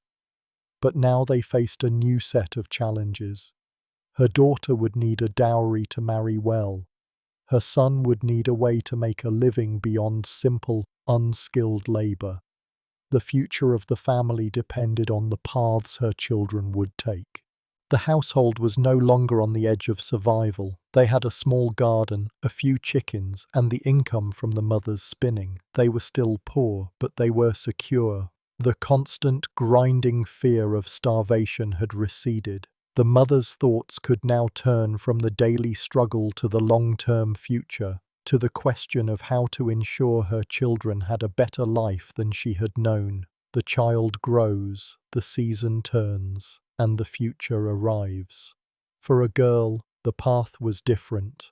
There was no guild, no formal contract, no fee to be paid. Her training was a matter of household need and opportunity. In the village, a weaver grew old. Her own daughters were married and gone, and her hands were slowed by age. The demand for her cloth did not lessen, but her ability to produce it did. She needed an assistant, a young pair of hands to perform the simple, repetitive tasks that took up so much time. The arrangement was informal, sealed by a word and a nod. The daughter would go to the weaver's cottage each day. She would not be an apprentice, but a helper. Her tasks would be to prepare the raw materials. She would card the wool, combing the tangled fibers until they were smooth and aligned. She would spin the carded wool into thread on a drop spindle, a simple tool of wood and stone that had been used for thousands of years. The work was slow and demanded patience. This informal system of training was the common lot for girls. Their skills were learned at the hearth or in the workshop of a neighbour, passed down from woman to woman. These skills were domestic: spinning, weaving, brewing, baking, tending the sick. They were essential for the running of a household, but they did not offer a path to independence or membership in a trade guild. A boy's apprenticeship prepared him to leave home and set up his own workshop.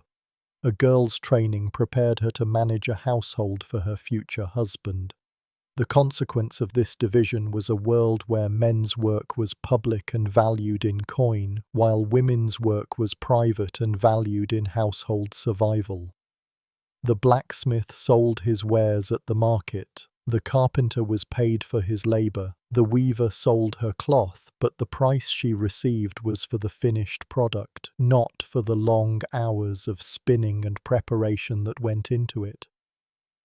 The daughter's labour for the weaver would be paid not in coin but in kind: a share of the food, a piece of cloth, and most importantly, the skill itself.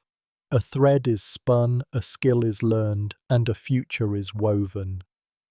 The first task at the weaver's cottage was to wind the spun yarn onto bobbins for the shuttle. The daughter would sit for hours turning a small hand-cranked winder, her eyes focused on the thread to ensure it wound evenly. A poorly wound bobbin could snag in the shuttle, breaking the rhythm of the loom and ruining a section of the cloth. It was simple work, but it taught the discipline of consistency. Next, she learned to prepare the warp, the long threads that form the backbone of the cloth. This was a task for two people. The weaver and the daughter would walk back and forth between two wooden posts set in the ground, stretching hundreds of threads to the correct length and tension.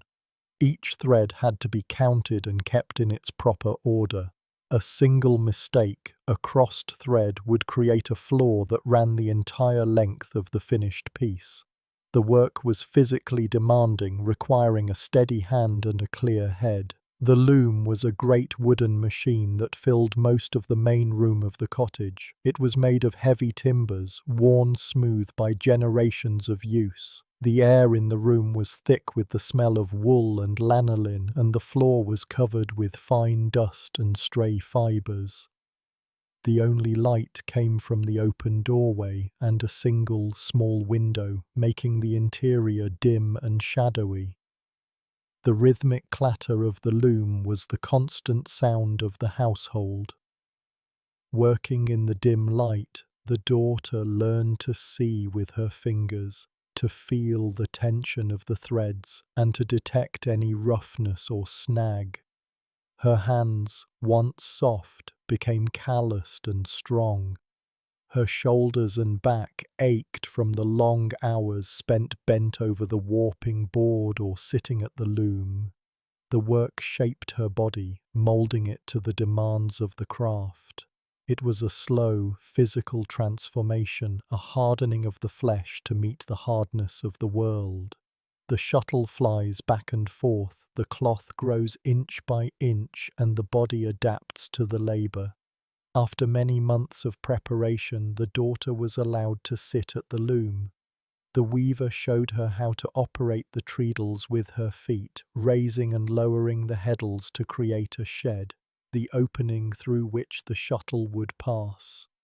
She learned to throw the shuttle from one hand to the other, a smooth, practiced motion that sent the weft thread flying across the warp. Then she would pull the beater forward, a heavy wooden frame that packed the new thread tightly against the finished cloth. The rhythm was complex: foot down, throw shuttle, catch, beat. Foot up, other foot down, throw shuttle, catch, beat. At first her movements were clumsy and slow. The shuttle would fall, the threads would break, the rhythm would be lost. The weaver would watch patiently, correcting her mistakes, her voice calm and steady. The daughter learned that weaving was a conversation between the body and the machine, a language of tension and rhythm. The process of creating cloth was slow and methodical. A single piece of woolen fabric, enough for a tunic, could take a week or more to weave. The value of the cloth was a direct reflection of the time and labor invested in it. A fine, tightly woven piece was more valuable than a coarse, loose one. The skill of the weaver was visible in the evenness of the weave, the straightness of the edges, and the absence of flaws. This new skill had a profound consequence for the daughter and her household. It was a form of wealth, a store of value that was not tied to the land or the harvest. A good weaver was always in demand. Her cloth could be sold at the market for coin or bartered for other goods.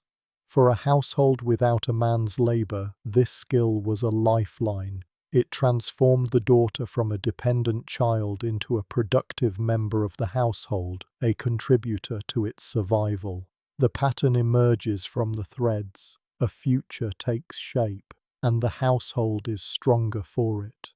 The skill also changed the daughter's standing in the village. She was no longer just the child of a poor widow. She was the weaver's assistant, a girl with a valuable trade. This made her a more attractive prospect for marriage. A young man's family would look for a wife who could not only bear children but also contribute to the household economy. A skilled weaver was a prize. This gave the daughter and her mother a small measure of agency in a world where they had very little. They had something to offer, something to negotiate with. The mother could now seek a better match for her daughter, a marriage that would provide security and stability. The daughter's future was no longer a matter of chance or charity, but something that could be shaped by her own hands. Her skill gave her a voice in the conversation about her own life.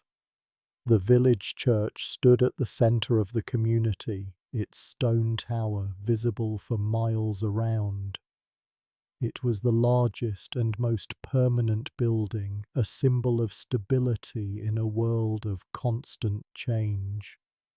The walls were thick stone, cool in the summer and damp in the winter. The roof was made of slate tiles, a mark of wealth and importance in a village of thatched roofs. Inside the church was a single large space with a stone floor and a high timbered ceiling that disappeared into the darkness above. The air was cool and smelled of old stone, beeswax and incense. The only light came from a few narrow windows filled with coloured glass that cast shifting patterns on the floor. For the villagers, whose homes were small, dark and crowded, the open space of the church was a source of wonder. It was a place apart from the daily world of work and survival. The church was more than a place of worship, it was the heart of the village's social life. The weekly services, the festivals and the holidays were the main occasions for the community to gather. It was here that news was exchanged, disputes were settled, and marriages were arranged. The churchyard was a place for markets and fairs, a space where the sacred and the secular mixed. The church calendar marked the passage of the year. There were the great festivals of Christmas and Easter, celebrated with feasting and ceremony. There were the saints' days, each with its own traditions and rituals. These holidays were a welcome break from the relentless cycle of work. They were moments of shared celebration, of community cohesion that bound the villagers together. They reinforced the social order and reaffirmed the shared beliefs that gave meaning to their lives. These shared rituals provided a sense of belonging. For a woman and her children, living on the margins of the village, this was a powerful thing. Inside the church, they were part of the community, equal in the eyes of God. The shared songs, the familiar prayers, the scent of the incense. These things created a sense of connection, a feeling of being part of something larger than their own small household. It was a temporary relief from the isolation of their daily lives. The experience of standing in the crowded church surrounded by neighbors was a physical one. The warmth of other bodies pushed close together, the sound of many voices joined in a single chant, the sight of the priest in his colored vestments. These sensory details created a powerful feeling of collective identity. For a few hours, the anxieties of individual survival were submerged in the experience of the group. This provided a deep, unspoken comfort. A song is shared, a prayer is said, and a community is formed. The church gatherings were also a theatre for social positioning. It was a place to see and be seen. A woman's reputation, and that of her children, was constantly being assessed by the rest of the village. How they were dressed, how they behaved, who they spoke to, all of these things were noted and discussed. Gossip was a powerful force for social control, a way of enforcing the unwritten rules of the community. For the mother, navigating this social world required great care. She had to maintain a reputation for piety, hard work, and humility. Any hint of scandal or idleness could lead to ostracism, which would make survival even more difficult. She taught her children to be quiet and respectful, to keep their eyes down, to avoid drawing unwanted attention. Their survival depended not just on their labor, but on their ability to remain in the good graces of the community. As the years passed, the daughter grew into a woman. The work at the loom had made her strong. Her hands were skilled, her movements sure and efficient. She could now work the loom by herself, producing cloth that was as fine as any made by the old weaver. She was a valuable asset to her household and a respected member of the community. But the years of hard labor also left their mark. Her body was a record of her life. Her back was permanently stooped from the long hours spent bent over her work. Her joints ached, especially in the cold, damp weather. The physical toll of a life of manual labor was inescapable. It was a debt that was paid slowly, over a lifetime, in the currency of pain and exhaustion. The body remembers the strain. The mother, too, was aging. The endless cycle of work had worn her down. Her hair was grey, her face lined with the worries of a lifetime. The strength that had carried her through the years of hardship was beginning to fade. She moved more slowly now, her body stiff in the mornings. She looked at her daughter, now a young woman, and saw the future. She had given her child a skill, a way to survive in the world. She had guided her through the dangers of a marginal existence. She had done what she could. The rest was in God's hands. Her own time was growing short. This was the natural order of things. One generation passes and the next takes its place. The struggle goes on. Finding a master was not easy. A master craftsman would only take on an apprentice if he had enough work to support one, and if he believed the boy was strong and clever enough to learn the trade. There was often a fee to be paid at the start of the apprenticeship, a sum of money that was far beyond the means of a poor widow.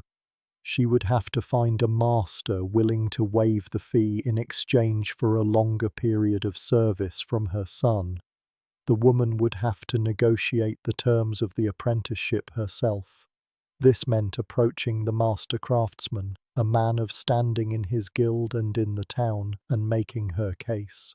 She would have to speak for her son, to praise his strength and his willingness to work hard. It was a difficult position for a woman to negotiate in a world of men, but the future of her son depended on her ability to succeed. If she was successful, her son would leave home. He would move to the town where the master lived and would become part of the master's household. He would work long hours doing the most menial tasks at first, sweeping the workshop, fetching materials, and running errands.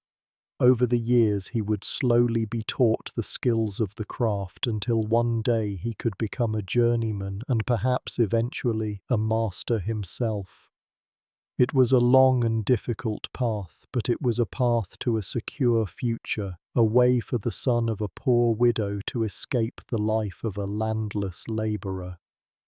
The bargain is made, the boy leaves home, and the work begins again. A mother's greatest fear was that she would not be able to provide for her children, that they would suffer from hunger or sickness because of her poverty. Her greatest hope was that they would grow up to be strong and capable, able to make their own way in the world. The future of her family line rested on the small shoulders of her children. The older sister shows the younger one how to tie a knot. The knowledge is passed down from hand to hand, and the family endures. The physical toll of this life was immense. Years of hard labor, poor nutrition, and frequent childbearing wore down a woman's body. Her hands would be calloused and scarred from her work. Her back would ache from years of bending and lifting. Dental health was poor. The coarse, gritty bread wore down the teeth, leading to decay and tooth loss. Without proper dental care, a simple toothache could become a serious infection. Life expectancy was short.